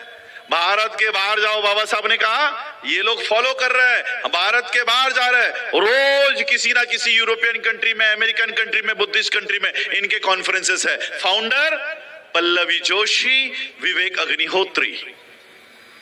बाबा साहब हमको कह कर गए कि भारत के बाहर जाओ, अपनी आइडेंटिटी वहां बनाओ कि हम भारत के बौद्ध हैं। भारत के बाहर कौन जा रहा है? और फाउंडेशन का नाम आई एम बौद्ध, मी बौद्ध, मी भारतातला बौद्ध। कुठे सांगतायत? परदेशात। भारतात आल्यावर जय श्रीराम। नीतू अंबानी भारताच्या बाहेर, I came from the land of Buddha, भारतात राम मंदिर। वो समझ गए बाबा साहब की बुद्धिस्ट मूवमेंट, हम आज तक नहीं समझ पाए, वो फॉलो कर रहे हैं। और इसलिए हम लोगों को आज अपने जो विषय है सेल्फ हेल्प, 75 इयर्स हो गए, आज भी हम अपने शिक्षा के लिए, अपना अर्थव्यवस्था के लिए हम दूसरों पर निर्भर है। क्या इस नागपुर में हमारी खुद की यूनिवर्सिटी है जहां पर सिलेबस, अब मैं आता हूं अपनी ह्यूमन रिसोर्स पे, यहीं पे नागपुर के आरएसएस के कैंप से आदेश निकलता है कि 10-10 बच्चे पैदा करो, है ना, 10 बच्चे पैदा करो। यहाँ की साधु साध्वी हमारे लोगों को कह रहे कि 10-10 बच्चे पैदा करो। क्यों? वो खुद क्यों नहीं कर रहे? वो अपनी शादीशुदा बीवी को छोड़ के भाग रहे हैं और हमको कह रहे कि 10-10 बच्चे पैदा करो। क्यों? क्योंकि वो 10 बच्चे हम पैदा करेंगे, उनका खाना पीना हम देखेंगे, उनके कपड़े लत्ते हम देखेंगे, उनको स्कूल में हम भेजेंगे, उनके मेडिकल का खर्चा हमारा, उनको रहने की साधन हम देंगे। और ये क्या करेंगे? डायरेक्टली सिलेबस हाथ में लेंगे। बच्चे तुम्हारे, सिलेबस उनका, हमारे बच्चे, बौद्धों के बच्चे उनके स्कूलों में जा रहे हैं। गुरु ब्रह्मा, गुरु विष्णु, गुरु देवो महेश्वरा। उनको बच्चे पैदा करने की जरूरत है क्या? आपके बच्चे रेडीमेड मिल रहे हैं तो वो खुद के बच्चे क्यों तैयार करे, पैदा करे? आपके बच्चे इजीली रेडीमेड अवेलेबल है, वो सिर्फ एजुकेशन का सिलेबस उन्होंने हाथ में ले लिया। अगले साल से गीता पढ़ाई जाएगी, रामायण पढ़ाया जाएगा, महाभारत पढ़ाया जाएगा। आपके बच्चे, बुद्धिस्टों के बच्चे ब्राह्मणिकल सिस्टम का पढ़ाई कर रहे हैं। हम यहाँ पर बुद्धिस्ट कल्चर की बात कर रहे हैं कि हमको बौद्ध कल्चर तैयार करना है। कैसे करोगे? स्कूलों में बुद्धा का नाम नहीं लिया जाएगा, ना बाबा साहब पढ़ाए जाएंगे। घर में आने के बाद हमारे बच्चे, आप भी सोचोगे अरे स्कूल में 6 घंटा 7 घंटा पढ़ के आया है, थोड़ा टीवी देख ले, तो टीवी ऑन करते ही बाल गणेश, छोटा भीम, छोटा कृष्णा। वहां से भी ब्राह्मणिकल कल्चर तुम्हारे ही बच्चों के दिमाग में घुसाया जाएगा। रिसोर्स हमारा, ह्यूमन रिसोर्स, मानव संसाधन हमारा पढ़ क्या रहा है? Brahmanical culture. इसका दोषी कौन है? टीवी, स्कूल, सिलेबस या हम? 75 years of independence, 74 years of constitution, और आज तक हम एक यूनिवर्सिटी बना नहीं पाए, एक खुद की बुद्धिस्ट यूनिवर्सिटी जहां पर हमारे बच्चे जो काम बाबा साहब खुद करके गए। दीक्षा कब ली? 1956। पीपल्स एजुकेशन सोसाइटी, आनंद भवन, बुद्ध भवन, मिलिंद कॉलेज कभी बनाई पता है? Year of foundation 1946। ये जो नाम है सिद्धार्थ, सिद्धार्थ कॉलेज, आनंद भवन, बुद्ध भवन, मिलिंद कॉलेज, ये किस संस्कृति के नाम है? ब्राह्मण संस्कृति के या बुद्धिस्ट संस्कृति के? बुद्धिस्ट संस्कृति के। 1946 में क्या बाबा साहब बुद्धिस्ट थे? नहीं थे। लेकिन बौद्ध धर्म अपनाने से भी 10 साल पहले बाबा साहब बौद्धों की स्वतंत्र एजुकेशन सिस्टम, स्वतंत्र शैक्षणिक व्यवस्था खड़ी कर रहे हैं। क्यों? 10 साल बाद अगर मैं लोगों को बौद्ध बनाने के लिए प्रेरित करूं तो मेरा एक भी बच्चा ब्राह्मणी स्कूलों में जाकर गुरु ब्रह्मा गुरु विष्णु की शिक्षा नहीं ले, वो अपने खुद के स्कूल और कॉलेज में आए और बुद्धा की बुद्धिस्ट कल्चर की शिक्षा प्राप्त करे। 10 साल पहले ही बाबा साहब ये काम करके जा रहे हैं, हम 75 साल हो गए तब भी नहीं कर रहे, तब भी नहीं कर रहे। हमारे बच्चे आज दूसरों के झंडे लेकर दूसरों की पार्टियां बढ़ाने का काम कर रहे हैं। एक ये जो ह्यूमन ड्रेन चल रहा है, गळती म्हणतो ना आपण, गळती, ही गळती सुरू आहे समाजाला। मुलांना आम्ही तयार केलंय, वाढवलंय आम्ही, आता त्यांच्या हातात धागे दोरे, पायात धागे दोरे बांधून त्यांनी त्या ब्राह्मणी व्यवस्थेचं गुलाम आमच्या मुलांना करून टाकलेलं आहे। आणि म्हणून ही बुद्धिस्ट कल्चर, ये बुद्धिस्ट कल्चर, ये प्रबुद्ध भारत मिशन का एक एम एंड ऑब्जेक्टिव लेकर हम चल रहे हैं, जिसमें महाप्रजापति गौतमी एजुकेशनल फाउंडेशन के माध्यम से भिक्खुनीगण हमें वो सिलेबस तैयार करके दे रही है। आज भले ही हमारे पास स्कूल नहीं है, कॉलेजेस नहीं है, तो ये सिलेबस विहार में से हमारे 5 साल के बच्चे से लेकर 13 साल के होने तक पहला सिलेबस उसको सिखाया जाएगा। उसके बाद 13 साल से लेकर 18 साल के बच्चों के लिए अलग से बुद्धिज्म का सिलेबस सिखाया जाएगा और 18 साल से ऊपर के बच्चों के लिए बौद्ध धर्म के कौन से सिलेबस दिए जाएंगे, ये सारा महाप्रजापति गौतमी फाउंडेशन के माध्यम से भिक्खुनी हमारी ये ट्रेनिंग बच्चों को देने का काम करेंगे। उसी के साथ साथ इसी नागपुर के जिले में हमें 60 एकड़ जमीन प्राप्त हुई है। 60 एकड़ जमीन ग्राम पंचायत ने वो दी है और उस पर हम वर्ल्ड बुद्धिस्ट यूनिवर्सिटी का हम लोग वो कॉन्सेप्ट लेकर चल रहे हैं। आने वाले समय में पता है यूनिवर्सिटी बनाने का खर्चा कितना है? यूजीसी एआईसीटीई का ऑफिशियल डिपॉजिट, फिक्स डिपॉजिट दिखाना है 10 करोड़। जब उस जमीन पर हम गए, राहुल जी से हमने वो सारा कॉस्टिंग निकाला, 17 बिल्डिंग्स का वो यूनिवर्सिटी कैंपस होगा, उसका खर्चा कितना है पता है? 700 करोड़। 700 करोड़ का बजट मिला। इन्फ्लेशन रेट और बढ़ता गया तो वो और बढ़ता जाएगा।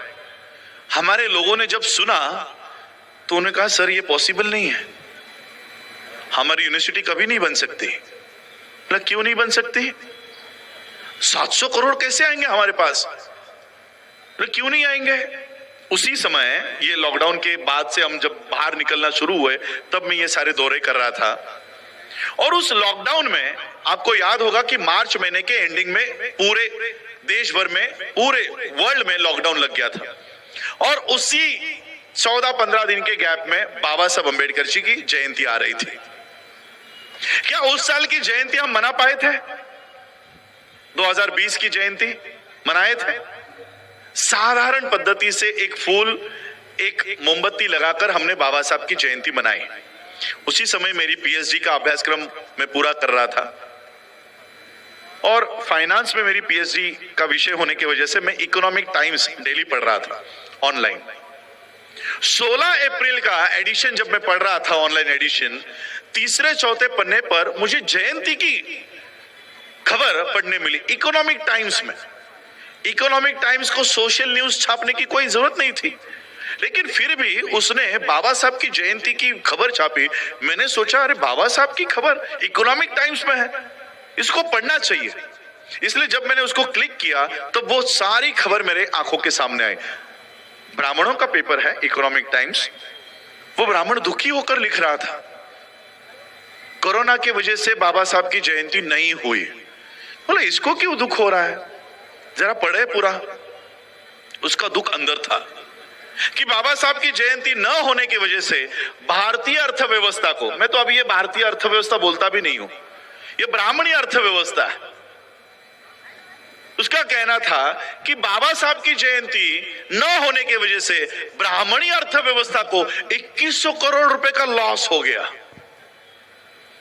अब जयंती अपने आंखों के सामने लाओ, पिछले साल की, ये साल, पिछले साल की, डीजे, पटाखे, मिठाई, नए कपड़े, गाड़ी, पेंटिंग्स, और पता नहीं क्या क्या खर्चा हम करते हैं, सोना लेते हैं, पता नहीं और क्या क्या करते हैं। आधा खर्चा तो दारू पे जाता है ना। इतना सारा जब आप खर्चा करते हो तो इंडियन इकोनॉमी को आप पैसे देते हो। अब ये कार्यक्रम जो हमने किया है, ये लाइट लाई है, ये स्टेज लगाया है, ये चेयर्स लाई है, तो इंडियन इकोनॉमी को आपने पैसा दिया ना, भारतीय अर्थव्यवस्था को पैसे दिए, तब जाकर ये कार्यक्रम हो पाया। तो बाबा साहब के जयंती पर हम भारतीय अर्थव्यवस्था को कितना रुपए दे रहे हैं? 2100 करोड़। कितने दिन का खर्चा है ये? एक दिन का। अब मेरा सवाल आपसे यह है कि जो समाज एक दिन में बाबा साहब अंबेडकर जी के जयंती पर उनको अभिवादन करने के लिए 2100 करोड़ रुपया खर्च कर सकता है, क्या वो अपनी यूनिवर्सिटी खुद के पैसों से खड़ी नहीं कर सकता? 10 करोड़ रुपए देने हैं। और अगर 700 करोड़ का भी बजट बनाया जाए तो 7 मल्टीप्लाइड बाय 321 होता है। एक रात में 3 विशाल वर्ल्ड बुद्धिस्ट यूनिवर्सिटी आपकी खड़ी हो सकती है, जो कैम्ब्रिज, ऑक्सफोर्ड और अनेक यूनिवर्सिटी से टाई अप हो। ऐसी 3 यूनिवर्सिटी एक रात में खड़ी कर सकते हो। बुद्धिस्ट कल्चर का काम हम इसी एजुकेशन सिस्टम को हाथ में लेकर करना चाहते हैं। आज वो हमारे बच्चे गुरु ब्रह्मा गुरु विष्णु सिखाकर ब्राह्मणी कल्चर को ढोने के लिए तैयार कर रहे हैं। हम इस देश में ऐसी यूनिवर्सिटी, ऐसी एजुकेशन सिस्टम का निर्माण करने के लिए काम कर रहे हैं जहां पर ब्राह्मणों के भी बच्चों को हम पढ़ाने का काम करेंगे, लेकिन शुरुआत बुद्धम शरणम गच्छामि से करेंगे। इस देश में मोदी और गांधी का कोई झगड़ा नहीं है। नरेंद्र मोदी, राहुल गांधी में आपस में कोई झगड़ा नहीं चल रहा। कांग्रेस का, बीजेपी का आपस में कोई झगड़ा नहीं है, कोई लड़ाई नहीं है, कोई आपस में मतभेद दोनों के नहीं है। इस देश का सिर्फ एक ही झगड़ा है, और वो झगड़ा खुद बाबा साहब अंबेडकर जी ने हमें समझा कर गए हैं। बाबा साहब कहते हैं, history of India is nothing but moral conflict between Buddhism and Brahmanism. Bharat का इतिहास दूसरा तीसरा कुछ नहीं है, केवल बौद्धम और ब्राह्मणी धर्म में संघर्ष है। यही भारत का मूल झगड़ा है। इस झगड़े से ध्यान अटकाने के लिए मोदी और गांधी का झगड़ा दिखाया जाता है, इस झगड़े से ध्यान हटकाने के लिए। और इसलिए हमें अपनी मूल लड़ाई के लिए उतरना होगा। अगर वो हमारे बच्चे अपने एजुकेशन सिस्टम को हाथ में लेकर हमारे बच्चे ब्राह्मणिकल सिस्टम में लेकर जा रहे हैं, तो हमें वहां पर रोक लगाकर हमें बुद्धिस्ट एजुकेशन सिस्टम इस देश में खड़ी करनी होगी, और उसके लिए हम वो काम कर रहे हैं। अब पैसे कहां से आए? हमारे पास तो पैसे ही नहीं है। आपको पता है इस देश में अंबानी किसके पैसों पे काम करता है? अडानी किसके पैसों पे काम करता है? जितने भी ये जो 7 परिवार देश को चला रहे हैं, ये किन के पैसों पर? ये सारे, ये जो रोड्स है, ये जो मेट्रोज है, आपके यहां पर भी मेट्रो खड़ी हो गई है, ये किन के पैसों से खड़ी हुई है? अंबानी ने, अडानी ने एक भी रुपया खुद के जेब से नहीं लगाया, एक भी पैसा नहीं लगा। तो ये पैसे लगाता किसके जेब से? मैं उससे भी पहले आपको एक बात और बताना चाहता हूं। 1923 बाबा साहब अंबेडकर जी ने उनका प्रॉब्लम ऑफ रूपी, ये ग्रंथ, ये उनका थीसिस उनका रेडी हुआ, वो एक्सेप्ट हुआ, और उनके रिकमेंडेशंस पर, उन्होंने जो रिकमेंडेशंस उस ग्रंथ में दिए थे, उनके थीसिस में दिए थे, वो उस समय के गवर्नमेंट ने एक्सेप्ट किए, और बाबा साहब के रिकमेंडेशंस के ऊपर रिजर्व बैंक ऑफ इंडिया का निर्माण हुआ, जिस वजह से पूरी भारत की बैंकिंग सिस्टम ये बाबा साहब अंबेडकर जी के प्रॉब्लम ऑफ रूपी पर खड़ी हुई। इस देश की बैंकिंग सिस्टम किनकी देन है? बाबा साहब अंबेडकर जी की। लेकिन दुख की बात यह है कि उनके ही समाज के लोगों की बैंकिंग सेक्टर में 0 रिप्रेजेंटेशन है। यहां पर बैठे हुए नागपुर के मेरे लोग जो ऑफिसर्स होंगे, टीचर्स होंगे, प्रोफेसर्स होंगे, वर्कर्स होंगे, लेबर होंगे, हाउसवाइफ होंगे, स्टूडेंट्स होंगे, सबके खाते, बैंक अकाउंट्स इस भारत की ब्राह्मणिकल सिस्टम को बढ़ावा देने वाले बैंक्स में होगा। SBI, Canara, HDFC, ICICI, axis, syndicate, इसी तरह के बैंक्स में आपके खाते होंगे। इस देश की लोक संख्या है 140 करोड़। 140 करोड़ में से अगर 22% भी हम एससीज पकड़े, सिर्फ शेड्यूल कास्ट, एसटी, ओबीसी, इनको बाहर रखे, तब भी 31 करोड़ लोग हम हैं। 31 करोड़ लोगों का मिनिमम बैलेंस अगर पकड़ा जाए 1000 रुपया, 1000 रुपया भी अगर हम बैंक में रखते हैं तो हमारे 31,000 करोड़ पूरे बैंकिंग सेक्टर में हमने लगाए हैं। 31,000 करोड़। लेकिन ये बैंक्स हमारी नहीं है। जो पैसे हमने आपने आपकी मेहनत के जिसके बैंक में रखे हैं, जिसके प्लेटफॉर्म पे रखे हैं, बैंक क्या है? प्लेटफॉर्म है, पैसे रखने का प्लेटफॉर्म है। जैसे आज मुझे अपनी बात रखने के लिए आप लोगों ने ये प्लेटफॉर्म बना के दिया, इस प्लेटफॉर्म से मैं अपनी बात कर सकता हूं, उसी तरह से पैसे रखने के प्लेटफॉर्म को कहते हैं बैंक। क्या हमने 75 साल में अपनी पैसे रखने के प्लेटफॉर्म को तैयार किया? जैसे 2 दिन में आपने ये मंच तैयार किया, तब जाकर मैं अपना ये भाषण दे पा रहा हूं।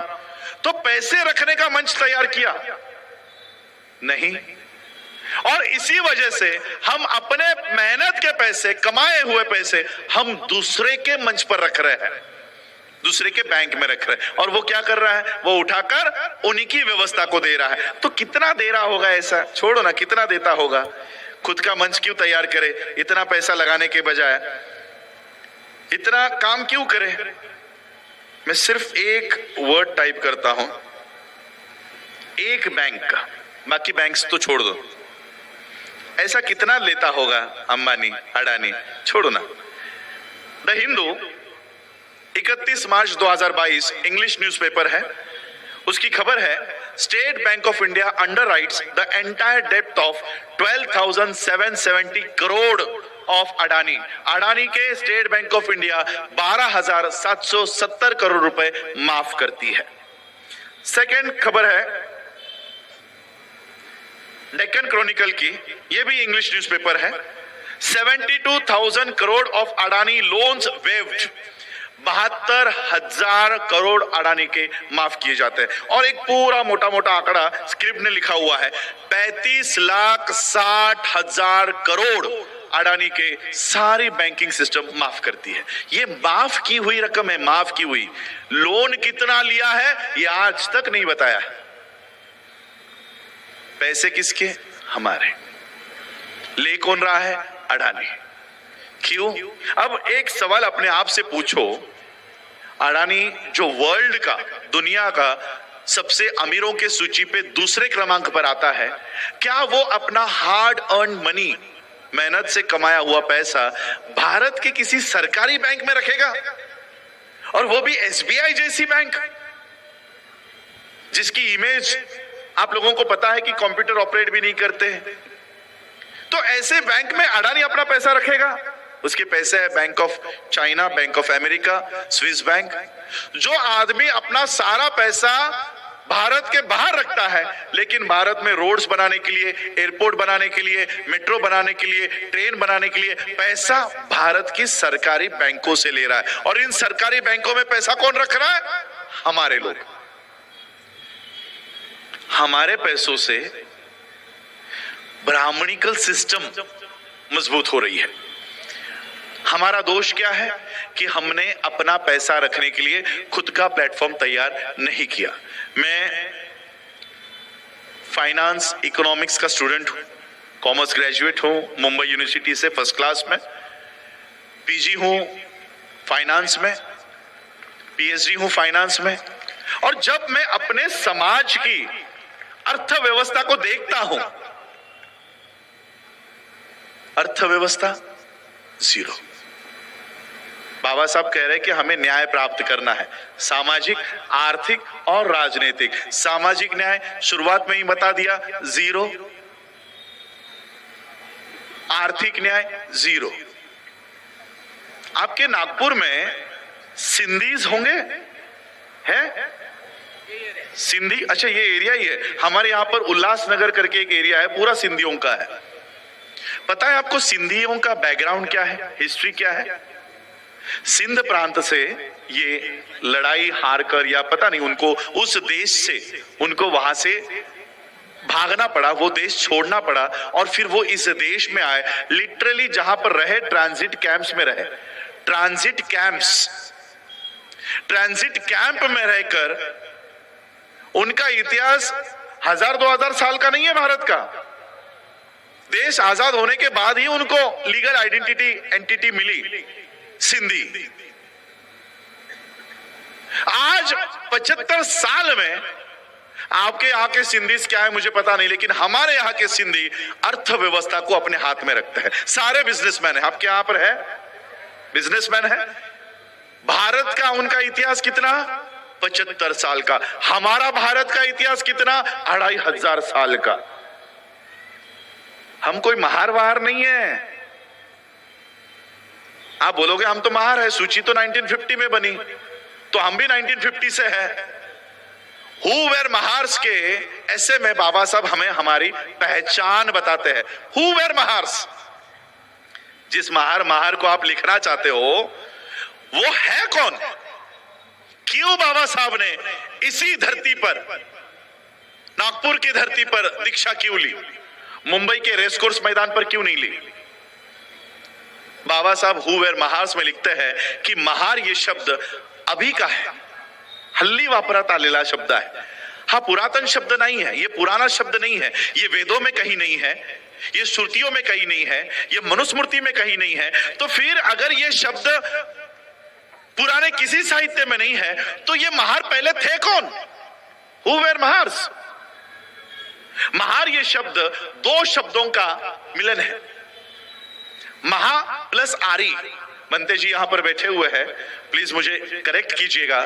आरी ये पाली शब्द है, हाँ पाली, और पाली शब्द का ये आरी का अर्थ है दुश्मन। महा प्लस आरी, महा आरी महान दुश्मन, सर्वोत्तम दुश्मन। तो ये सर्वोत्तम दुश्मन किसका है? ये किसका दुश्मन है?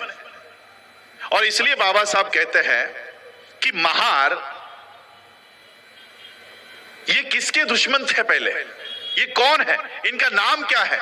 जब तथागत बुद्ध ध्यान करने के लिए पेड़ के नीचे बैठा करते थे, तब उनकी हत्या करने के लिए इस देश का ब्राह्मण तत्पर खड़ा रहता था। और जैसे ही वो उनकी हत्या करने की कोशिश करता, वहां के नाग राजा और नाग रानी और नाग प्रजा बुद्ध का रक्षण करने का काम करती थी और बुद्ध को बचाने का काम करती थी। और इसी बुद्ध के धम्म का प्रचार और प्रसार करने का काम इन्हीं नाग वंश के लोगों ने किया। और यही महार, ये दूसरे तीसरे कोई नहीं, ये वही नाग वंश के लोग हैं जिन्होंने बौद्ध धर्म का प्रचार अफगानिस्तान तक जाकर किया। ये वो नाग लोग हैं।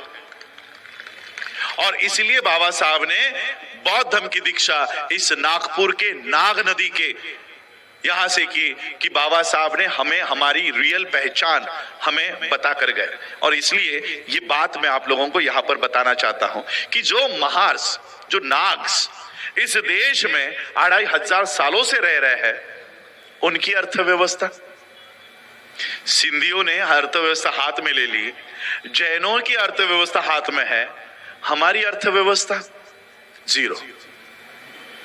अर्थव्यवस्था तो छोड़ो, जो पैसा हमने कमाया है वो कमाया हुआ पैसा रखने के लिए भी हमने अपने साधन तैयार नहीं किए। आमच्याकडे तिजोरीच नाही, पैसे ठेवायला आम्ही तिजोरीच तैयार केली नाही। ये लॉकडाउन से लेकर आज तक, लॉकडाउन में तो 2020 तक हम लोग घर के अंदर ही थे, 21-22 में। और जब मैं ये पढ़ रहा था तब मैंने देखा कि 1923 से 2023 में 100 साल पूरे होंगे प्रॉब्लम ऑफ रुपी को। प्रॉब्लम ऑफ रुपी को हमारे लोगों ने प्रॉब्लम ऑफ रुपी के शतक का महोत्सव लिया। और लिटरली जिस तरह से आज भारत का संविधान का किताब यहां पर बनाया है, वैसे प्रॉब्लम ऑफ रुपी को बनाया और उस पे माला चढ़ा रहे थे, उस पे फूल डाल रहे थे। उसको मोमबत्ती अगरबत्ती लगा रहे थे, उसकी एफिगी को। अब ये किताब, जैसे ये किताब पूजा करने के लिए है या खोलकर पढ़ने के लिए है? बाबा साहब ने ये प्रॉब्लम ऑफ रूपी पूजा करने के लिए लिख के गए हैं, उस पे ब्राह्मण्स काम कर रहा है। और मैं हवा में बात नहीं कर रहा हूं। आपके नागपुर में सारस्वत बैंक का नाम कभी सुना है आपने? सारस्वत बैंक कौन होते पता है? ये ब्राह्मणों का एक छोटा सा सेक्ट है। ब्राह्मण 3.5% अगर है तो सारस्वत ब्राह्मण 1% भी नहीं है। गूगल कर लेना, विकिपीडिया पढ़ लेना सारस्वत बैंक का। आज इस देश में 1% के लोग इकट्ठा हुए, उन्होंने आज से 100 साल पहले सारस्वत बैंक का कोऑपरेटिव एक्ट का इस्तेमाल करते हुए ये बैंक का रजिस्ट्रेशन किया। आज वो बैंक 58 कंट्रीज में काम कर रही है। कितने परसेंटेज लोग? 1% लोग। हम 22% है। हमारी एक भी बैंक नहीं है। और इसलिए तब मैंने डिसाइड किया कि हम जितने भी कार्यकर्ता है, जितने भी लोग हैं, छोटे छोटे मीटिंगों में जाएंगे, लोगों को ये जाकर बताएंगे, और जो भी काम, जो भी आवश्यकता इस बैंक को निर्माण करने की लगेगी वो सारी हम पूर्तता करेंगे। और आज 2023, आज तो 24 शुरू हो गया है, 2023 के ही शुरुआत में हमने 1.5 करोड़ रुपए इकट्ठा करके भारत सरकार के कोऑपरेटिव डिपार्टमेंट में दिया और doctor Bhimrao Ramji Ambedkar multi state cooperative bank की मान्यता हासिल की, रजिस्ट्रेशन प्राप्त किया। करने वाला हूं नहीं बोला हूं, किया। अब ये बैंक कागज के ऊपर है, हमारे पास मान्यता है। अब मुझे नागपुर में आना है तो यहाँ की ब्राह्मणिकल बैंकिंग सिस्टम क्या कहती है? नहीं, तुम्हारी बैंक यहां आ गई तो तुम्हारे लोग तो सारे पैसे विड्रॉ कर लेंगे और इस बैंक में रखेंगे, तो हम आपको यहां आने ही नहीं देंगे। तो नागपुर में अगर मुझे आना है तो यहाँ के रजिस्ट्रार की कंडीशन है कि मुझे 4000 लोग तुम्हारे बैंक के शेयर लेने वाले रेडी है, ऐसे मुझे पहले बताओ, उनकी सूची दो, तभी मैं आपके बैंक को यहाँ पर मान्यता दूंगा। कितने लोग? 4000 लोग। कितने रुपए का शेयर है? मैं शेयर कर रहा हूं, डोनेशन नहीं। जैसे अभी हमारे यहाँ पर सर बैठे थे, 10,000 रुपए बुद्धिस्ट सोसाइटी को दिए, वो डोनेशन चला गया। 2500 रुपए का भाग शेयर, ये खरीदो। 4000 लोगों की लिस्ट मुझे यहां पर दो। ये बैंक मैं आपको नागपुर डिस्ट्रिक्ट के लिए देता हूं और मैं 5 साल में इस बैंक को state Bank of India, central bank of India, ये राष्ट्रीयकृत बैंक है, इनके बगल में डॉक्टर भीमराव रामजी अंबेडकर बैंकों को खड़ा करके दिखाता हूं। राजनीति अब शुरू होगी, नारे दिए जाएंगे, वोट हमारा, राज तुम्हारा, नहीं चलेगा। यही नारे हम बचपन से सुनते सुनते बड़े हुए हैं। अगर वोट हमारा है तो हमारे वोट पे हमारा व्यक्ति हम पे राज करना चाहिए, तू क्यों करेगा? ये नारा राजनीति के लिए सही भी है। तो अगर ये नारा हम राजनीति के लिए दे सकते हैं तो ये नारा हम अर्थव्यवस्था के लिए क्यों नहीं दे सकते? इसलिए एक नारा मैंने इसको थोड़ा सा चेंज किया है। जिस तरह से राजनीति में वोट हमारा, राज तुम्हारा नहीं चलता, उसी तरह से अर्थनीति में, अर्थशास्त्र में, इकोनॉमी के लिए नोट हमारा, बैंक तुम्हारा नहीं चलेगा। अगर नोट हमारा है तो बैंक भी हमारी होगी, बैंक भी हमारी होगी। आज जो अडानी अंबानी हमारे पैसों पे उनकी व्यवस्था खड़ी कर रहे हैं, क्यों? क्योंकि हमने अपनी बैंक खड़ी नहीं की। यही बैंक हम खड़ी करके पूरे भारत के हर डिस्ट्रिक्ट में, हर स्टेट में इसको लेकर जाएंगे और एक समय ऐसा आएगा कि जो एसबीआई 35,60,000 करोड़ रुपया ये अडानी अंबानी को उठाकर दे रही है, ये सारी बैंकें खाली हो जाएंगी और सभी पैसे ये हमारे भीमराव रामजी अंबेडकर बैंक में होंगी। ये तो सिर्फ शाखाएं बनेंगी, ब्रांचेस होंगी, इसके ऊपर नियंत्रण करने के लिए हम आरबीआई को नहीं सौंपेंगे। इसके ऊपर नियंत्रण के लिए अगर बाबा साहब अंबेडकर जी के प्रॉब्लम ऑफ रुपी के ऊपर रिजर्व बैंक ऑफ इंडिया बन सकता है, तो उसी ग्रंथ का अध्ययन करके उसी ग्रंथ के ऊपर बुद्धिस्ट बैंक ऑफ इंडिया भी बन सकती है। यह मैं आपको सिद्ध करके दिखाऊंगा। इन सारी बैंकों को ये बुद्धिस्ट बैंक ऑफ इंडिया इस भारत में गवर्न करने का काम करेगी। इस तरह का नियोजन हमने अर्थव्यवस्था के लिए किया हुआ। हमारे शायद कुछ लोग वहां पर शेयर्स लेकर बैठे हुए होंगे, राहुल जी यहां पर है, उनसे ये शेयर्स प्राप्त कर लेना। कुछ दिनों में हमारी वेबसाइट भी इसमें तैयार होगी, ऑनलाइन स्कैन्स वहां पर क्यूआर कोड्स देकर रखे हुए हैं, हमारे कुछ नंबर्स, हाँ, और एक सॉफ्टवेयर हमने तैयार किया है व्हाट्सएप के ऊपर, सिर्फ जय भीम करके आप उस पे सेंड कर दीजिएगा। अगर आपके हाथों में मोबाइल है तो ये नंबर नोट कर लीजिएगा, एकदम सोपा नंबर घेतलेला आहे, 885588।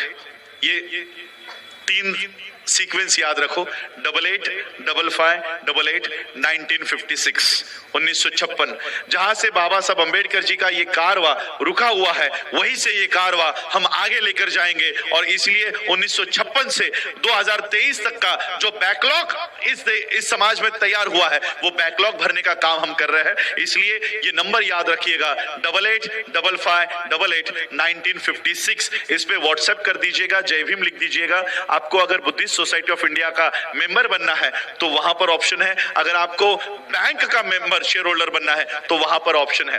तो ये व्हाट्सएप 885588 1956 मराठीमध्ये काय म्हणणार याला, 88 55 88 1956। तो ये बैंकिंग को लेकर है। मैंने एजुकेशन को लेकर कहा, बैंकिंग को लेकर कहा।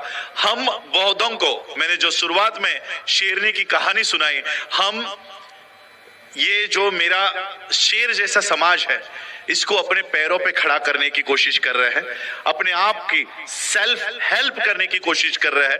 क्योंकि समस्या अगर हमारी है तो वो समाधान मोदी नहीं देगा। अगर समस्या हमारी है तो समाधान भी हमें ही देना होगा। इसलिए हम अपनी व्यवस्था खुद खड़ी करने की ये योजना कर रहे हैं। अगर बौद्धों की एजुकेशन सिस्टम बौद्धों के हाथ में हो तो वहां पर गुरु ब्रह्मा गुरु विष्णु कभी सिखाया नहीं जाएगा। और इसलिए आज हम ये काम कर रहे हैं, बुद्धिस्ट एजुकेशन, बुद्धिस्ट इकोनॉमी, इस तरह से ये सारा काम हम कर रहे हैं। 25 साल आज से लेकर 25 साल का टेन्यूअर, कालावधि माझ्या हातात है।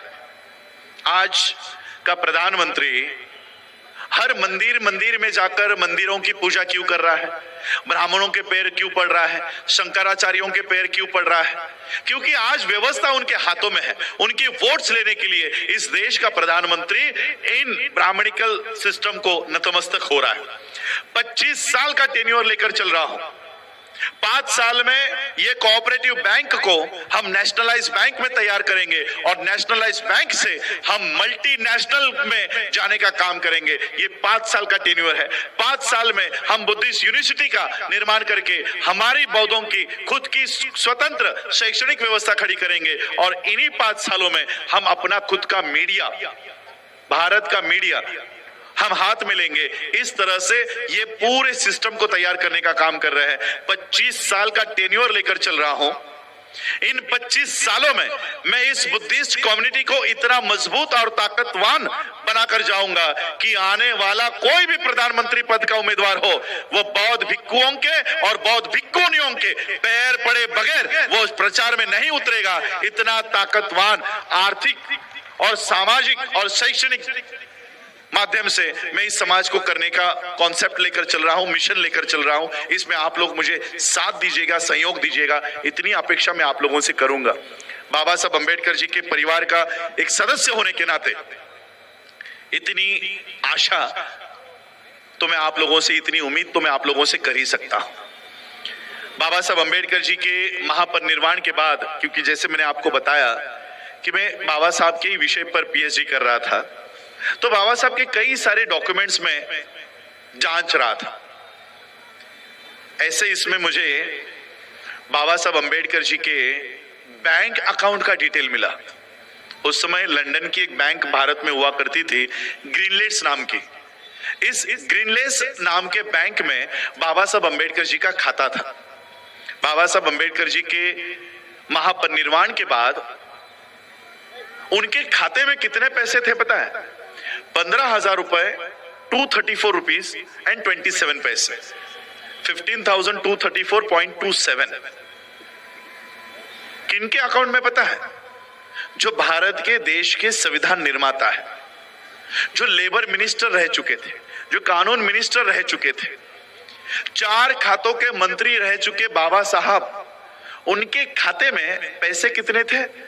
15,000 रुपए। ऊपर के 200-250 रुपए छोड़ देता हूं, 15,000 रुपए। तो बाबा साहब के पूरे जीवन भर की कमाई क्या थी? 15,000 रुपए। आज कोई अगर सरपंच भी बन जाता है, तब भी एक ही टेन्योर में वो इतनी जमीनें, इतने प्रोजेक्ट्स, इतने उपक्रम ले लेता है अपने ही घर में कि 7 पीढ़ियों तक उसको कमाने की जरूरत ना पड़े। एमएलए, एमपी, मिनिस्टर्स की अलग बात है। बाबा साहब 4 खाते के मिनिस्टर होने के बावजूद भी सिर्फ 15,000 रुपए उनके खाते में। तो बाबा साहब की संपत्ति कहां गई? बाबा साहब की प्रॉपर्टी कहां गई? आज मैं बाबा साहब की प्रॉपर्टी आप लोगों के सामने रखता हूं कि बाबा साहब की प्रॉपर्टी कहां है। ये मंच पर बैठे हुए जो लोग देख रहे हो आप, इन लोगों में, आप लोगों में कुछ लोग आईएएस होंगे, कुछ आईपीएस होंगे, कुछ डॉक्टर होंगे, कुछ इंजीनियर होंगे, कुछ प्रोफेसर होंगे, कुछ लॉयर होंगे, कुछ एडवोकेट होंगे, कोई 10वीं पास हुआ होगा, कोई 12वीं पास होगा। ये है बाबा साहब की असली कमाई। ये कमाया है बाबा साहब अंबेडकर जी ने। और इसलिए मुझे बाबा साहब की प्रॉपर्टी से हिस्सा नहीं चाहिए। मुझे ये जो प्रॉपर्टी बाबा साहब ने कमाई है, मुझे इस प्रॉपर्टी से अपना हिस्सा चाहिए। अगर समय दे सकते हो तो मुझे समय दीजिए। बाबा साहब की इस संस्था को बढ़ाने के लिए मुझे आज यूथ की जरूरत है, युवाओं की जरूरत है। आज बुद्धिस्ट सोसाइटी ऑफ इंडिया जिस तरह से आज भिक्खुनी सुनीति जी बात कर रहे थे कि क्या बुद्धिस्ट सोसाइटी ये काम करेगी? आज ये संस्था, इसका इमेज क्या है पता है आपको? लोगों के सामने क्यों बनते जी के मन में संदेह है? क्योंकि ये संस्था सिर्फ शादियां लगाने तक सीमित रह गई है। भारतीय बौद्ध महासभा ये नाम बोलते ही क्या सामने आता है? शादी लगाने वाली संस्था, नामकरण करने वाली संस्था, गृह प्रवेश करवाने वाली संस्था। क्या इसलिए बाबा साहब ने ये संस्था खोली थी? क्या इसलिए बाबा साहब ने हमें अंतरराष्ट्रीय बौद्ध देशों से जोड़ रखा है कि आप यहां पर शादियां लगाओ? मुझे ये संस्था बाबा साहब के विजन पर, बाबा साहब के एम्स एंड ऑब्जेक्टिव्स पर, बाबा साहब के उद्देश्य पर चलाने वाले लोगों की जरूरत है। क्या आप लोगों में से बाबा साहब के उद्देश्यों को पूरा करने के लिए क्या 4 राजरत्न तैयार नहीं हो सकते, जो अपेक्षा बाबा साहब ने उस राजरत्न से तैयार की थी? इसी व्हाट्सएप नंबर पे कार्यकर्ता पदाधिकारी बनने के लिए भी ऑप्शन है। जो इस संस्था को बढ़ाना चाहता है, आगे लाना चाहता है, वो लोग इस संस्था में आओ। हम लोग यहां पर लड़ रहे हैं, मैं अध्यक्ष का तू अध्यक्ष, इसको डिवाइड करके रखा हुआ है। चंद्रबोधी पाटिल है या भीमराव अंबेडकर है या राजरत्न अंबेडकर है? कौन है इस संस्था का अध्यक्ष? और इसलिए आज मैं इस सारे फ्रैक्शंस को खत्म करके मैं आप लोगों को कहना चाहता हूं कि फाउंडर डॉक्टर बी.आर. अंबेडकर, इस बैनर के नीचे खड़े हो जाओ। और जिस माध्यम से बाबा साहब ने हमें वर्ल्ड से जोड़ रखा है, विश्व से जोड़ रखा है, मैं आज वहां पर जाने की कोशिश कर रहा हूं, वहां पर संघर्ष कर रहा हूं। वहां पर भी यहां से लोग भेजे जा रहे हैं, वहां पर उपाध्यक्ष बना रहे हैं। वर्ल्ड फेलोशिप ऑफ बुद्धिस्ट 1950 में बाबा साहब गए थे, 1954 में बाबा साहब गए थे। और भारत में बुद्धिस्ट मूवमेंट कैसी रिवाइव करनी है, ये पूरा मेमोरेंडम बाबा साहब वहां देकर आए हैं। आज ये संस्था वर्ल्ड फेलोशिप ऑफ बुद्धिस्ट 128 देशों की संस्था है। 128 देश इस वर्ल्ड फेलोशिप ऑफ बुद्धिस्ट से जुड़े हुए हैं। इसका मेंबरशिप तक हमारा चला गया था। 2018 में जाकर मैंने हेडक्वार्टर में जाकर इसका मेंबरशिप रिन्यू करवाया और आज हम उनके मेंबर हैं और केवल मेंबर ही नहीं है, उस वर्ल्ड फेलोशिप ऑफ बुद्धिस्ट का स्टैंडिंग कमेटी सेक्रेटरी के पोस्ट पे आज मैं काम कर रहा हूं। मैं आपके बीच बैठे हुए उन युवाओं से अपील करना चाहता हूं, किसी की राजनीतिक पार्टियों को चमकाने के लिए उनके राजनीतिक झंडे अपने कंधे पे मत लीजिएगा। जो झंडा आप ले रहे हो कंधों पर, वो कुछ राज्यों के बाहर नहीं है, कांग्रेस 4-5 राज्यों के बाहर नहीं है, बीजेपी 10-12 राज्यों के बाहर नहीं है, शिवसेना महाराष्ट्र के बाहर नहीं है, मनसे तालुका के बाहर नहीं है, राष्ट्रवादी के 4-5 2-3 झंडे हो गए, महाराष्ट्र के बाहर नहीं है। ऐसे 1-2 4-5 राज्यों में सीमित झंडे अपने कंधों पर लेने के बजाय धम्मध्वज 135 देशों पर लहराता है। ये धम्मध्वज अपने कंधों पर लो और बाबा साहब की बुद्धिस्ट मूवमेंट को बढ़ाने के लिए अपना योगदान दो, अपना समय दो। आज मुझे अभिमान है मेरे इन सभी कार्यकर्ताओं पर, आकाश पर, विजय पर, अपनी नौकरियां करके, अपने काम करके वो आज ये सारा काम, बुद्धिस्ट सोसाइटी ऑफ इंडिया का काम, बिना किसी 1 रुपए के अपेक्षा में ये सारा काम कर रहे हैं, बिना किसी 1 रुपए के अपेक्षा में। और जिन लोगों को ये सब कुछ मिल चुका है वो कंफर्ट जोन में जा चुके हैं। संविधान है ना, कर लेंगे। आज किसानों के ऊपर बारी आई तो किसान सब घर छोड़कर दिल्ली के लिए कूच कर रहे हैं। उनके ऊपर एक कानून बन रहा है तो हमारे ऊपर रोज कानून बन रहा है। हम घर क्या गाड़ी छोड़ने को तैयार नहीं, गाड़ी छोड़ने को तैयार नहीं है। और इसलिए हम लोगों को ये बुद्धिस्ट मूवमेंट अगर खड़ी करनी है तो हम लोगों को साथ और सहयोग की अपेक्षा मैं आप लोगों से करता हूं, क्योंकि जिन कानूनों का इस्तेमाल मैं कर रहा हूं उस कानून का नाम ही है कोऑपरेटिव एक्ट। कानून का नाम ही है कोऑपरेटिव एक्ट। मैं अपनी ओर से 25 लाख रुपए इस बैंक में नहीं लगा सकता। इस नागपुर का रजिस्ट्रार अगर मुझे कहता है कि मुझे 1 करोड़ रुपए अगर आपके शेयर कैपिटल नागपुर से है तो मैं आपको मान्यता दे देता हूं, तो 1 करोड़ रुपए देने के लिए 10 लोग ही तैयार है यहां पर 10-10 लाख रुपए देने के लिए। लेकिन वो कहता है कि नहीं, मुझे 4000 लोग ही चाहिए। यहां पैसा इंपॉर्टेंट नहीं है, साथ इंपॉर्टेंट है। और इसलिए बाबा साहब ने कहा शिक्षित करो, संघर्ष करो और संगठित रहो। यहां पर आपके संगठन का इस्तेमाल किया जाएगा। जब तक आप संगठित रहोगे तब तक आपकी ताकत रहेगी। इसलिए मैं आप लोगों को 4000 लोगों को 2500 रुपया कोई बड़ी रकम नहीं है, कोई बड़ी रकम नहीं। और नागपुर के लोग 10-10 हजार रुपए एक कार्यक्रम में दे के जा रहे हैं। 2500 रुपया एक को लेना है, और वो भी एडल्ट्स, बच्चों को भी नहीं। इस पूरी 1.5 करोड़ की जो शेयर कैपिटल है इसमें मेरा हिस्सा कितना है पता है? मेरा और मेरे बीवी का 2500 5,000 रुपया। जो भी इस बैंक की आमदनी होगी, जो भी इस बैंक का प्रॉफिट होगा, नफा होगा, ये मेरे घर में नहीं आपके घरों में जाएगा, आपके बच्चों के नौकरियों में जाएगा, आपके बच्चों के स्कॉलरशिप्स में जाएगा। और इसलिए मैं ये काम कर रहा हूं कि जो शिक्षा मुझे बाबा साहब अंबेडकर जी के त्याग के वजह से, संघर्ष के वजह से मिली, इस शिक्षा का इस्तेमाल मैं किसी ब्राह्मणी व्यवस्था के काम में लाने के बजाय मैं मेरे शिक्षा का इस्तेमाल मेरे समाज के इस्तेमाल में लाऊं। और इसलिए मैं ये सारा आपको शिक्षित करने का काम कर रहा हूं कि ये कानून है, इसका कभी इस्तेमाल करोगे, इन कानूनों का इस्तेमाल करो। ये कानून खत्म होने के कगार पर है, फिर भी हम उन कानूनों को खोल के देख नहीं रहे। और इसलिए इन कानूनों का इस्तेमाल करते हुए हम बौद्धों की स्वतंत्र अर्थव्यवस्था, शैक्षणिक व्यवस्था तैयार कर रहे हैं। इसी और उसी के साथ साथ कल्चरल ट्रेनिंग्स का हम लोग काम कर रहे हैं, और उसी के साथ बुद्धिस्ट माइनॉरिटीज के जो अधिकार है वो भी लोगों तक पहुंचाने का काम कर रहे हैं कि हम लोगों को जो रिजर्वेशन मिल रहा है वो महार के नाम पर मिल रहा है, जाति के नाम पर मिल रहा है। लेकिन आपको पता है बुद्धिस्टों का माइनॉरिटी में भी उनका अपना अलग ही हिस्सा है। वो हिस्सा इस देश में मुस्लिम्स उनका हिस्सा ले रहे हैं, क्रिश्चियंस उनका हिस्सा ले रहे हैं, केवल बुद्धिस्ट अपना हिस्सा नहीं ले रहे। क्योंकि आज तक हम माइनॉरिटी के स्कीम्स को इस्तेमाल में ही नहीं ला रहे। माइनॉरिटी के पीजी तक के स्कॉलरशिप्स आप लोगों के लिए है, और वो भी कॉन्वेंट स्कूल्स में, कॉन्वेंट कॉलेजेस में, जहां पे किसी को प्रवेश नहीं है, वहां पर बौद्धों को प्रवेश है।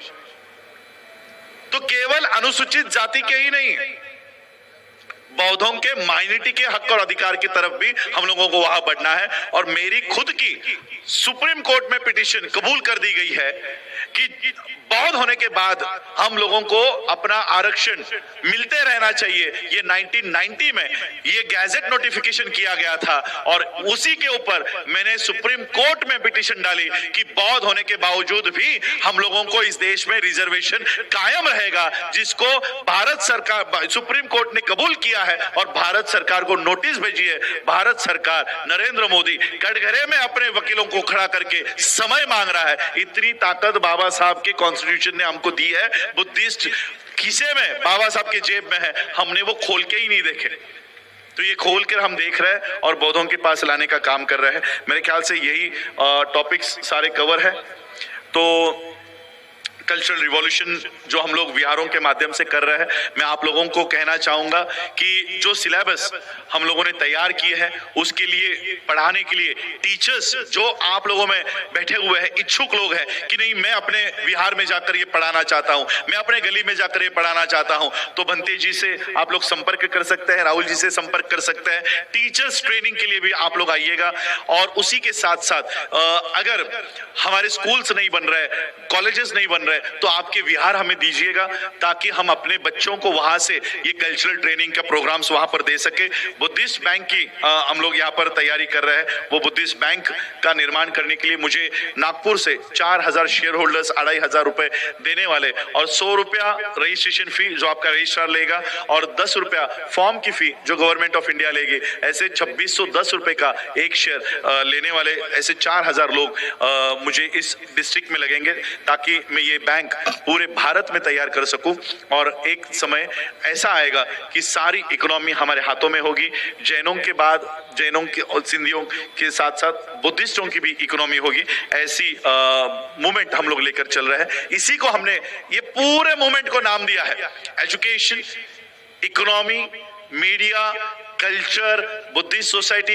इसको पूरे मूवमेंट को हमने नाम दिया है प्रबुद्ध भारत मिशन। इस प्रबुद्ध भारत मिशन को सफल करने के लिए आप लोग साथ दोगे, सहयोग करोगे, ऐसी आशा और विश्वास आप लोगों से व्यक्त करता हूं। आज नागपुर डिवीजन ने, नागपुर यूनिट ने आज ये कार्यक्रम आयोजित किया। इसके लिए मैं आप सभी लोगों का, नागपुर यूनिट का आभार व्यक्त करता हूं। और देखिए, एक रिवॉल्यूशन हम लोगों ने मंच से ही आप लोगों को दिखेगा।